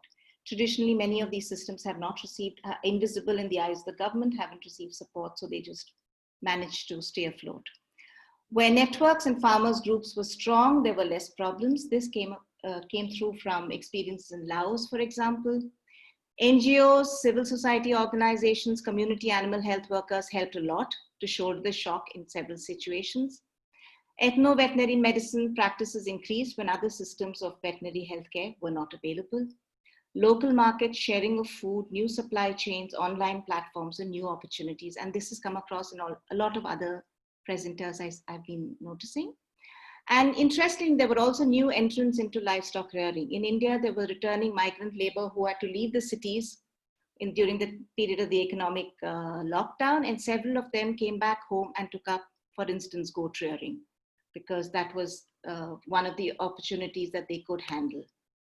So we have something here from a Harvard professor. Resilient systems are typically characterized by the very features, diversity, redundancy, or slack that efficiency seeks to destroy. So we would like to reopen the efficiency resilient debate later to see which about the systems which are more resilient. Action needed. Yesterday, I think we had a presentation where it was said that the new poor are expected to be in Africa and South Asia. So we're expecting a lot more new poor people in the continent. So the action that we feel is needed to prevent a pandemic is early detection, rapid response, sustained control. This is in terms of the government responses. Increased and greater attention to environmental health. I think we cannot not overemphasize this fact that neglect of the environment has gone on for quite some time, and I think greater attention has to be paid to environmental health. Support to traditional systems, smallholders and pastoralists. Support to small, short value chains, local systems, local production and consumption. Promoting a One Health approach. Several approaches were presented. We had them from, for example, we had approaches from India. We had approaches also from the Veterinary Sans Frontières for their approach in Laos, Cambodia. And then we also had approaches which were shared with us from a GASL partner, CIRAD, the Greece project in Thailand, and the rest of Asia. There was talk about better surveillance, of course, ethical. Too much surveillance cannot be good. Diagnostics and reporting, building platforms for collaboration between farmers, partners, research institutes, and governments. Increased awareness and education of disease across supply chain, especially to small farmers, butchers, and traders. And better facilities for livestock product handling, including processing, storage, and marketing. We also had poll questions at the end where we through the panel discussions where we posed a few questions to the audience and they were expected to respond.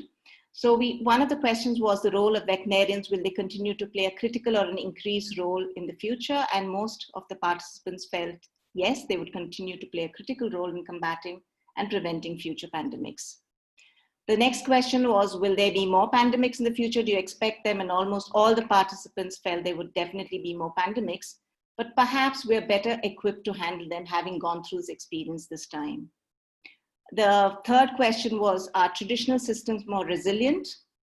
And several of the participants said, yes, they are more resilient, but that doesn't mean they do not need recognition and support. The fourth question was, should wet markets be banned? Because there were theories that the pandemic actually originated in a wet market, but that is a theory which is yet to be proven. So most of the participants said wet markets should not be banned, but there is enormous scope for improvement. And finally, biosecurity. Is it only for large industrial units was the question that was posed. And several of the participants responded that it can be modified and adapted for small farms too. Thank you, and that's from me. Thanks a lot.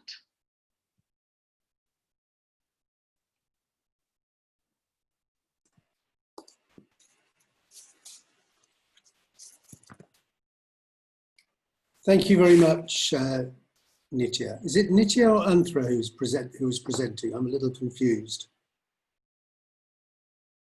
It's Nitya. The Antra is the name of the organization. I thought that might be the case. Thank you very much, Nitya. That was wonderful. And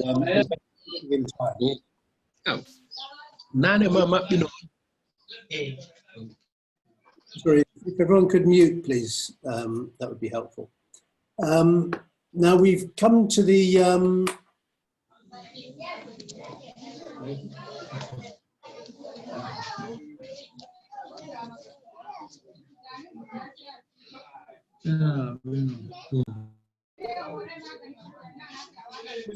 this brings us to the question and answers session. We're 15 minutes behind schedule, so I think we'll continue as proceed and probably end at 16:45, if that's okay. Just to allow enough time for questions and answers, and also to allow for a summary. We've seen a variety of approaches to organising these regional consultations, which is interesting, and different groups have followed the template more or less closely.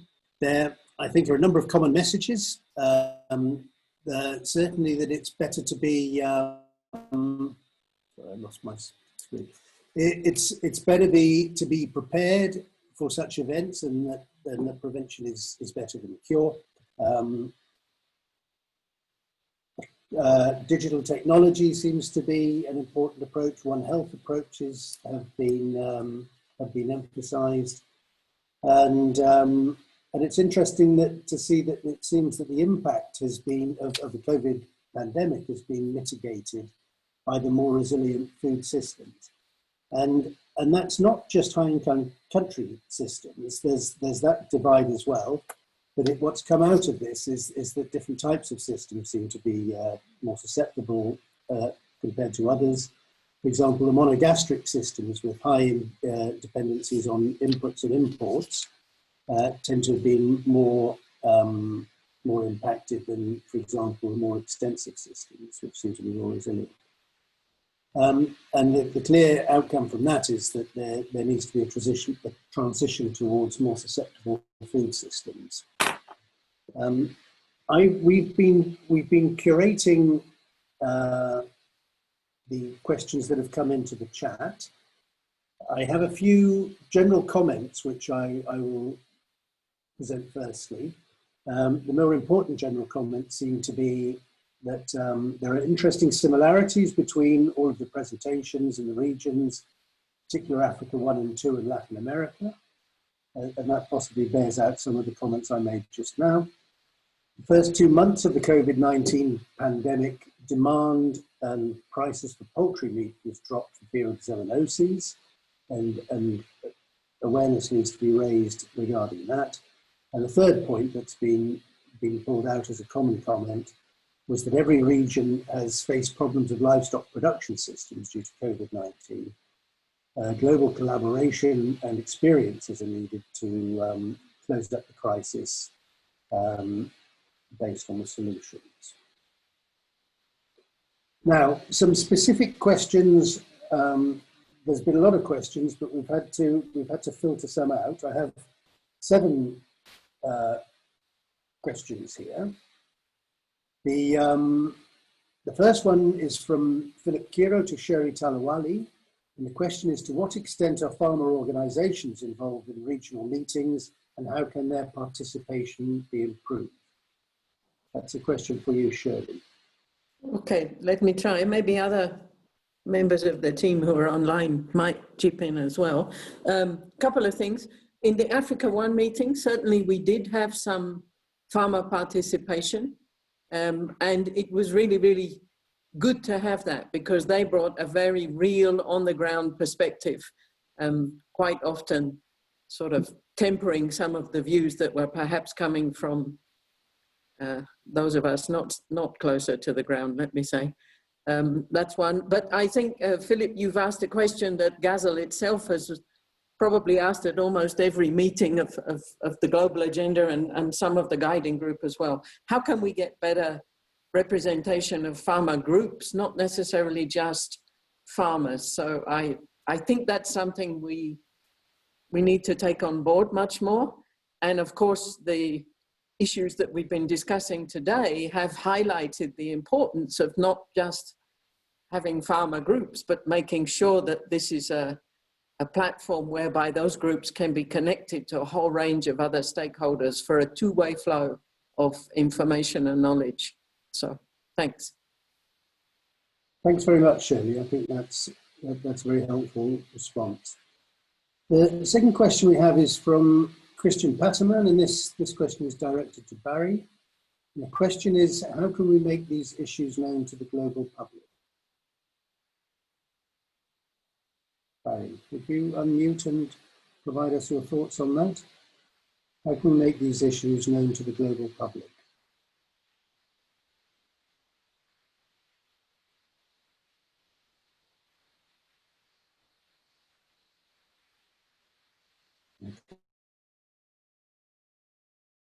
Don't see or hear Barry anymore. Hello, Barry, are you with us still?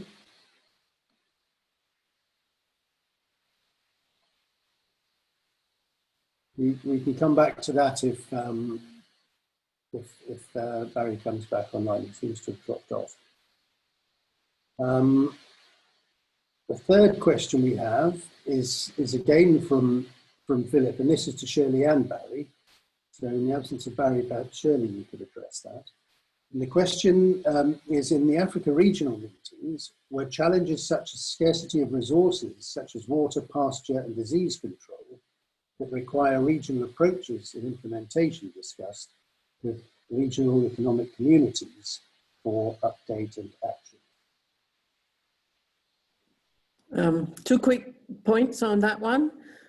We did have good presentations, interventions from both IGAD and ECOWAS, and they highlighted many of the processes and policies that they have in place regionally to support some of these challenges. What struck me when they were presenting, so this is not the group view, this is my view at this point, is that those were not necessarily always connected to the wider stakeholder group. So as we just mentioned, to farmers, for example, or even perhaps to organizations such as mine that do research.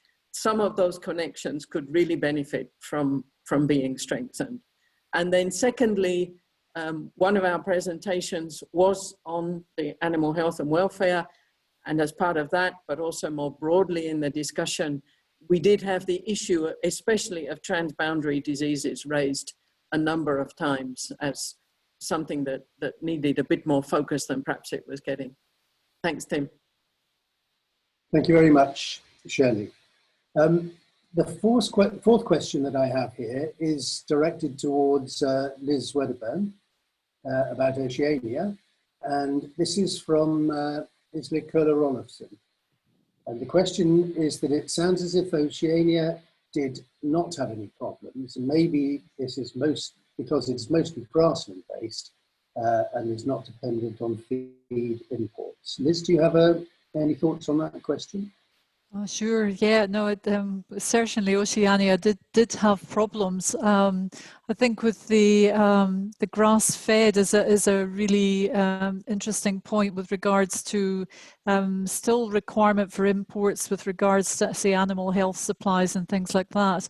But I think with the grass-fed, you do get that ability to be flexible and to, from a seasonal perspective, well, I think some of the issues will come later, because when you had to hold the animals at certain times, that's certainly going to influence the type of animal that within the breeding cycles that may happen within another 18 months or so.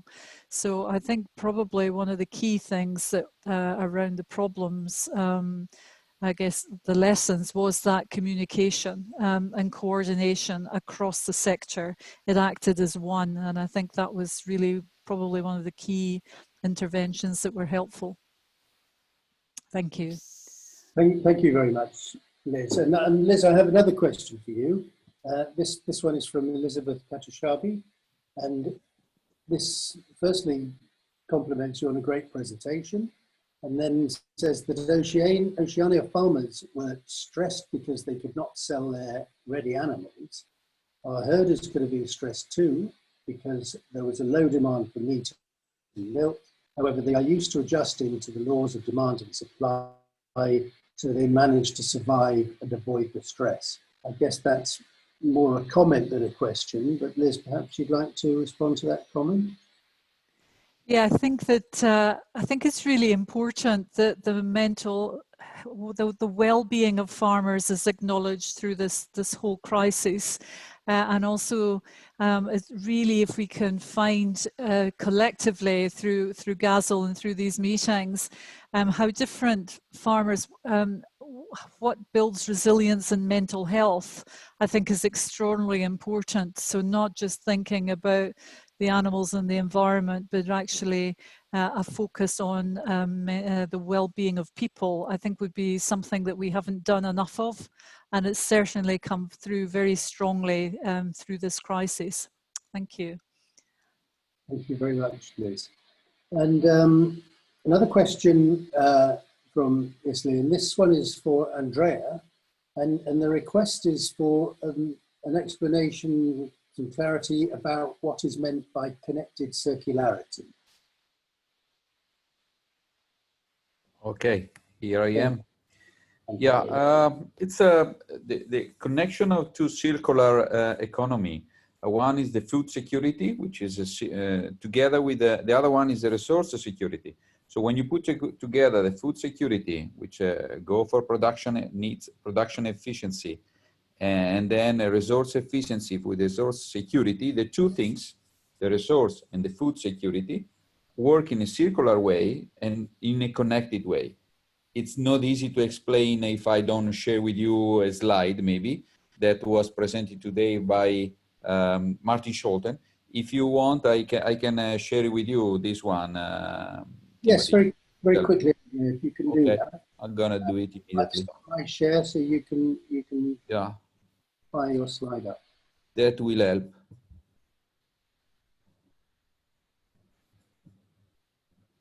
Okay, this is the slide, what I was referring as a connected circularity. I think with this, things are much more easy to explain about what is a connected circularity. So the two things, food and resource, are two securities need to be connected, and they are connected in a circular way.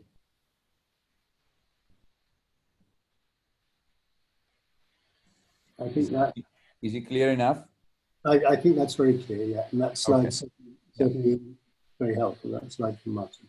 Okay, thank you. Excellent. And that brings us, I think, to what must be the last question. And this is again for you, Andrea.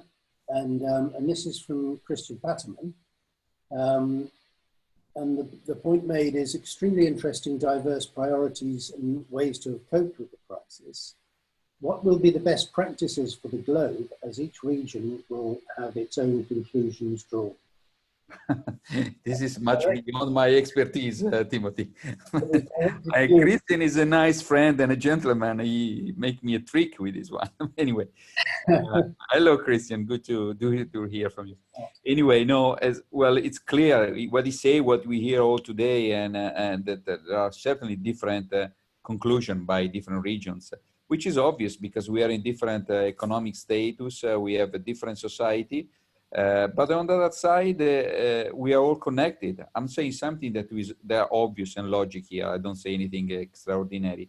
But the fact that we are different and at the same time we are connected, it means that we have to approach the problem with different resources. We have all the same problem, but the resources and the way to approach it should be different. It's part of the One Health, for instance, system. And you cannot defeat viruses in North America as the same way as in the sub-Saharan Africa. There are the same problems, but with different approach. So I might say only something very general, Timothy. I really don't have the right answer for everyone. I'm not there to give this answer for everyone. But in general, it's the diversity must be maintained, and it must be approached in a different way. If I can make a little polemic, maybe if you want that as a final comment, Yes, I'm coming from an organization with the science dissemination, the European Federation of Animal Science. So we deal with dissemination, we deal with the scientific journals. Often I can say that the most important journals, those who are published, the most important scientists, have only one approach for the developed countries, which is not appropriate for many of the developing countries. I know this is your role in FAO and other international organizations as you, but I would love to see much more dealing and doing research at the international scale for the developing country systems, not only for the developed country system. And this reflects on the science dissemination, which the job I'm doing. Yeah, no, that's a very good point, Andrea, thanks. And I think your answer to that question was also very helpful and relevant.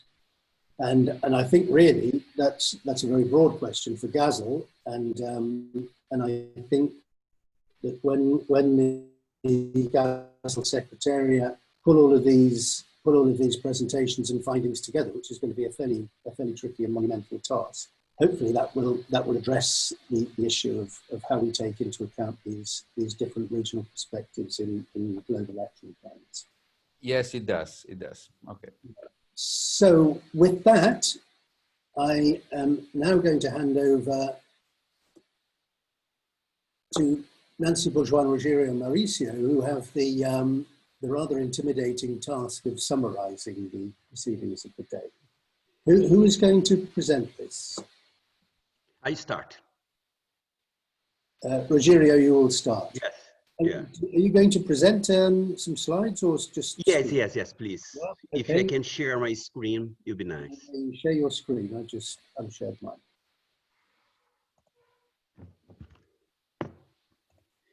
Is it okay? Yes, it's very okay. If you just put it in presentation mode.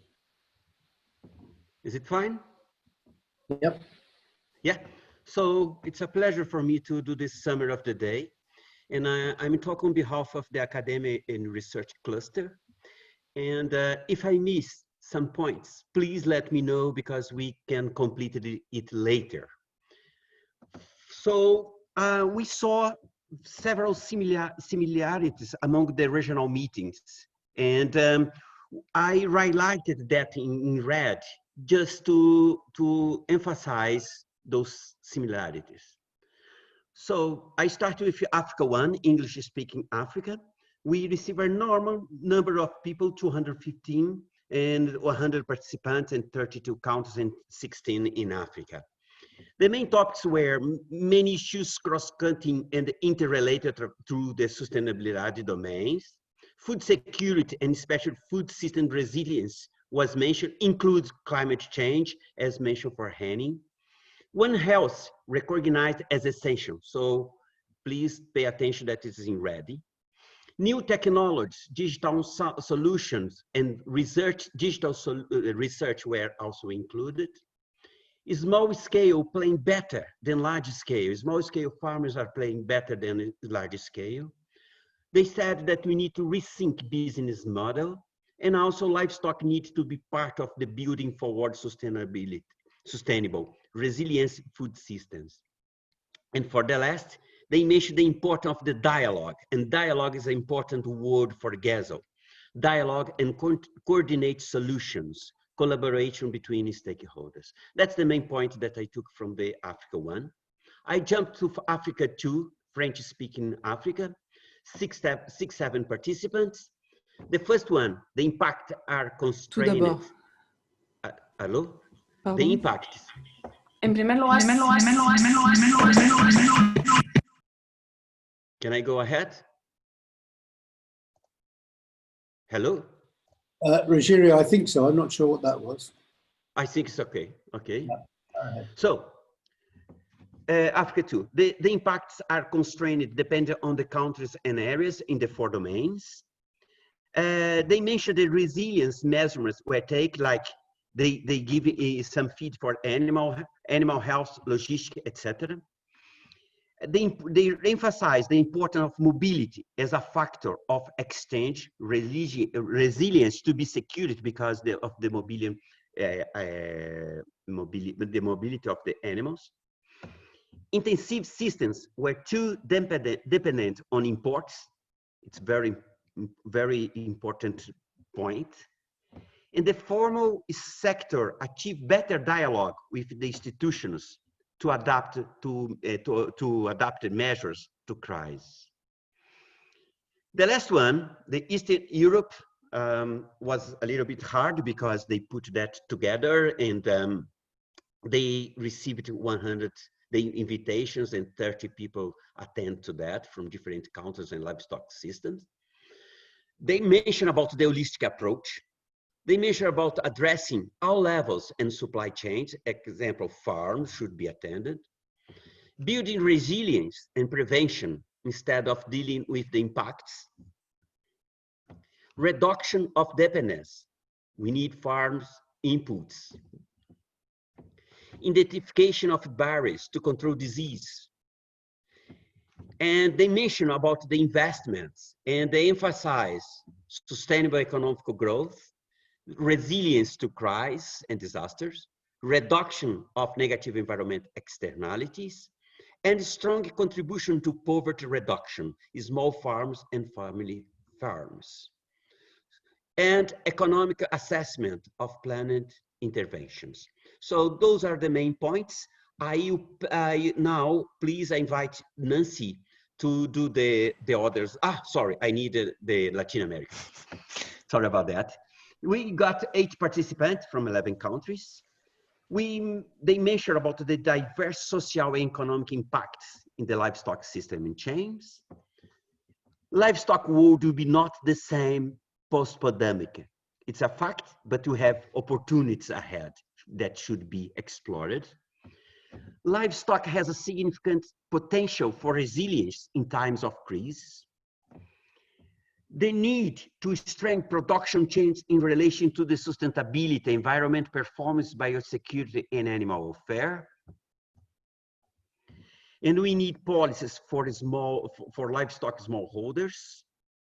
And research and development is a key point, and science project should be close to the farmer's need and policy design. The last Latin America chapter GASL was also mentioned. So now I will ask Nancy to share the rest of the presentation. Thank you very much for this opportunity. Thank you, Rogerio, for the presentation of the first part. I have some slides. Tim, if you could allow me to share them.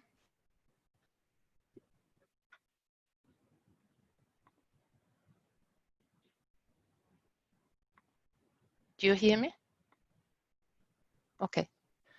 Sorry, Nancy, I was muted. I do hear you. You can share them now. You just need to push the green button at the bottom, and that should enable you to. And it's sharing now. And there are your slides. And if you just do you see it? Yes, please. Could you just pop it in presentation mode so it's clearer for us? Is it in presentation mode now? No, you need to click the little icon on the right-hand side next to the Zoom bar. Move a bit more to the right. Okay, wait. This one. That's the one. That's the one. Yeah. Okay, if you allow me not to put on the camera because my connection has been shaky the whole day, so I'm a bit cautious with that. Fine. Okay. So for Oceania and the other regions, I did the same. I took the same approach as Rogerio. So I highlighted in red the common points or points which have been mentioned by other stakeholders in other regions. So the main challenge in Oceania was there was an impact all along the supply chain, but of course differentiated. So it was difficult to maintain production levels. Or challenge. There were transport restrictions. There was, issues of safety at processing level, panic purchases, and so on, and closure of restaurants. This is also something which has been mentioned by other stakeholders in other regions. The high dependency also on import and export channel could be a challenge, but it has also been highlighted as an opportunity. So the responses, one positive aspect or response is that the agricultural sector has become deemed an essential service provider by the population, but also by the government. There is a better coordination and communication among actors of the supply chains. Specific governmental financial support was acknowledged and was positive. What was also a response were shorter channels to reach consumers through online or direct sales, so the supply chain became more agile. The lessons learned were that the pandemic highlighted New Zealand, but I guess also Australia's specificities, so the importance of high quality products, responsive producers, and also solid international networks. The importance of credible government response was highlighted as a lesson. This became very apparent in that time of crisis. And also the opportunity to think about additional scenario, not only talking about the impact of COVID, but under the current situation, but what would have happened if there were feed shortages or problems to access the markets and so on. See, these were highlighted as opportunities to elaborate on in future. Of course, this is rough summary of all the inputs which have been done by all the participants, so it's maybe a bit reductive. So if I missed a very important aspect, please chip in or add later. For Western Europe, the challenges highlighted were, of course, a high impact of COVID, as in all other regions of the world, but there was not much or almost no disruption as such.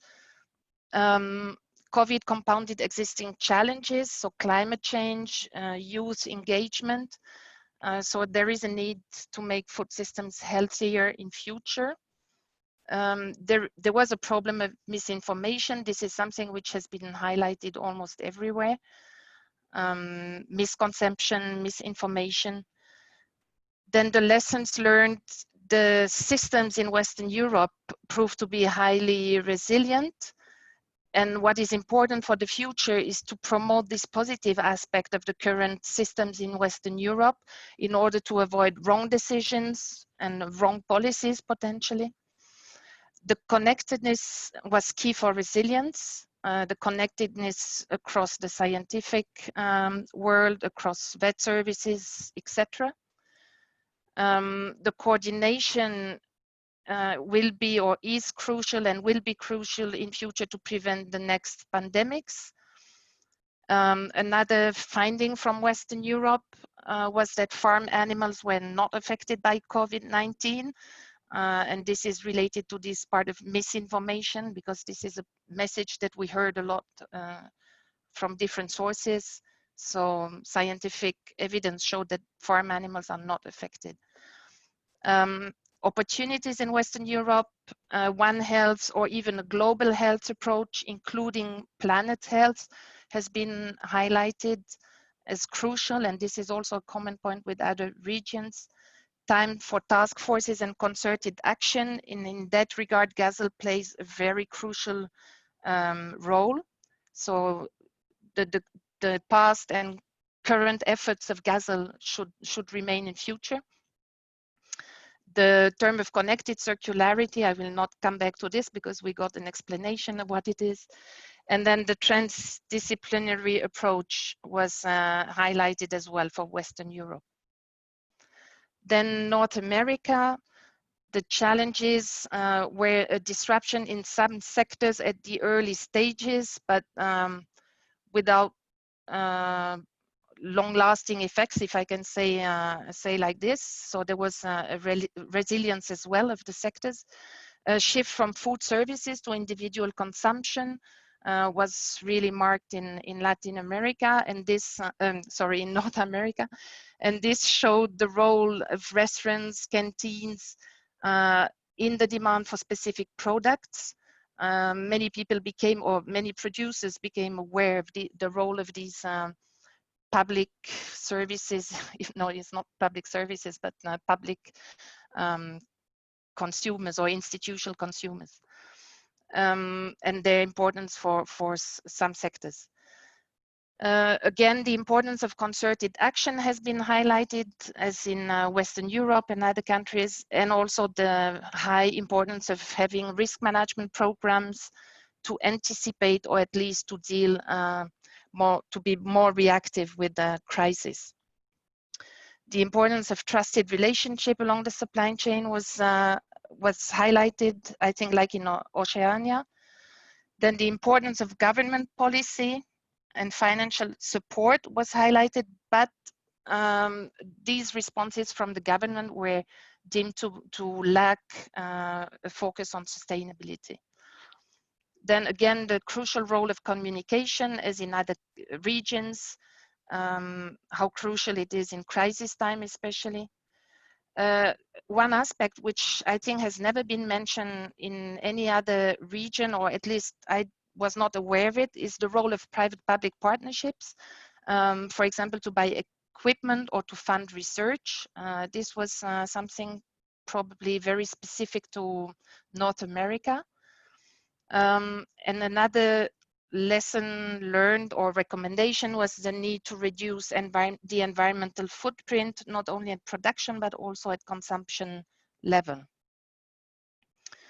And then finally, the rest of Asia, if we can say so, which covers a lot of countries.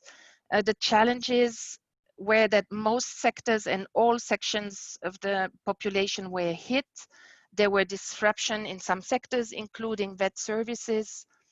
There was severe socio-economic impact, but this impact has not been quantified so far. COVID compounded other problems. This is also something which came out of other regions, so drought, African swine fever, locust infestations, for example. Dropping prices for producers, which were also dropping prices for consumers, which is a more positive side for consumers, but at the same time there was a dropping in the purchasing power. So ultimately a negative situation. Again, misrepresentations from the media. This is really a cross-cutting issue. And then the various governmental responses, ranging from good to less good. But in general, there was a high level of unpreparedness from the governments. Then finally, the lessons learned and actions needed, better coordination among actors at all levels, greater environmental health. Again, the One Health approach was highlighted. Support to short value chains, to local systems, and also a lesson learned that some sectors were more resilient than others, for example, pastoralists. So that would be all from my side. Rogerio and myself also boiled down all these messages in 3 slides, but I don't think we will present them today. Maybe we can keep them as a global summary for the final day on Friday. I think that would be the best idea, Nancy, because we're quite far over time, and I guess the translators have already headed off. Yes, thank you. So thank you very much, Rogerio and Nancy. And I mean, what's been very clear from those 2 presentations are that there are a number of common themes that we've seen across the different regions, and I think that'll be drawn out in the compilation of these meetings. So that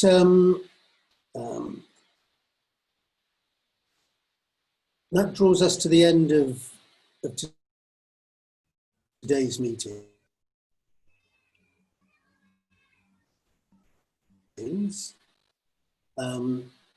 The news is to adjourn the meeting, and I would like to firstly thank the chair and the secretariat of GASL, so Fritz, Eduardo, Lavinia and Marisol in particular.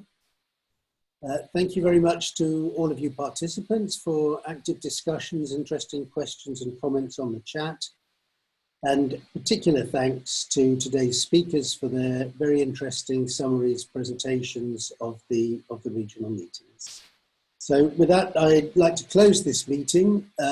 Wednesday, there's no session, and I hope to see you back again on Thursday for the debate of GASL chair candidates at the same time.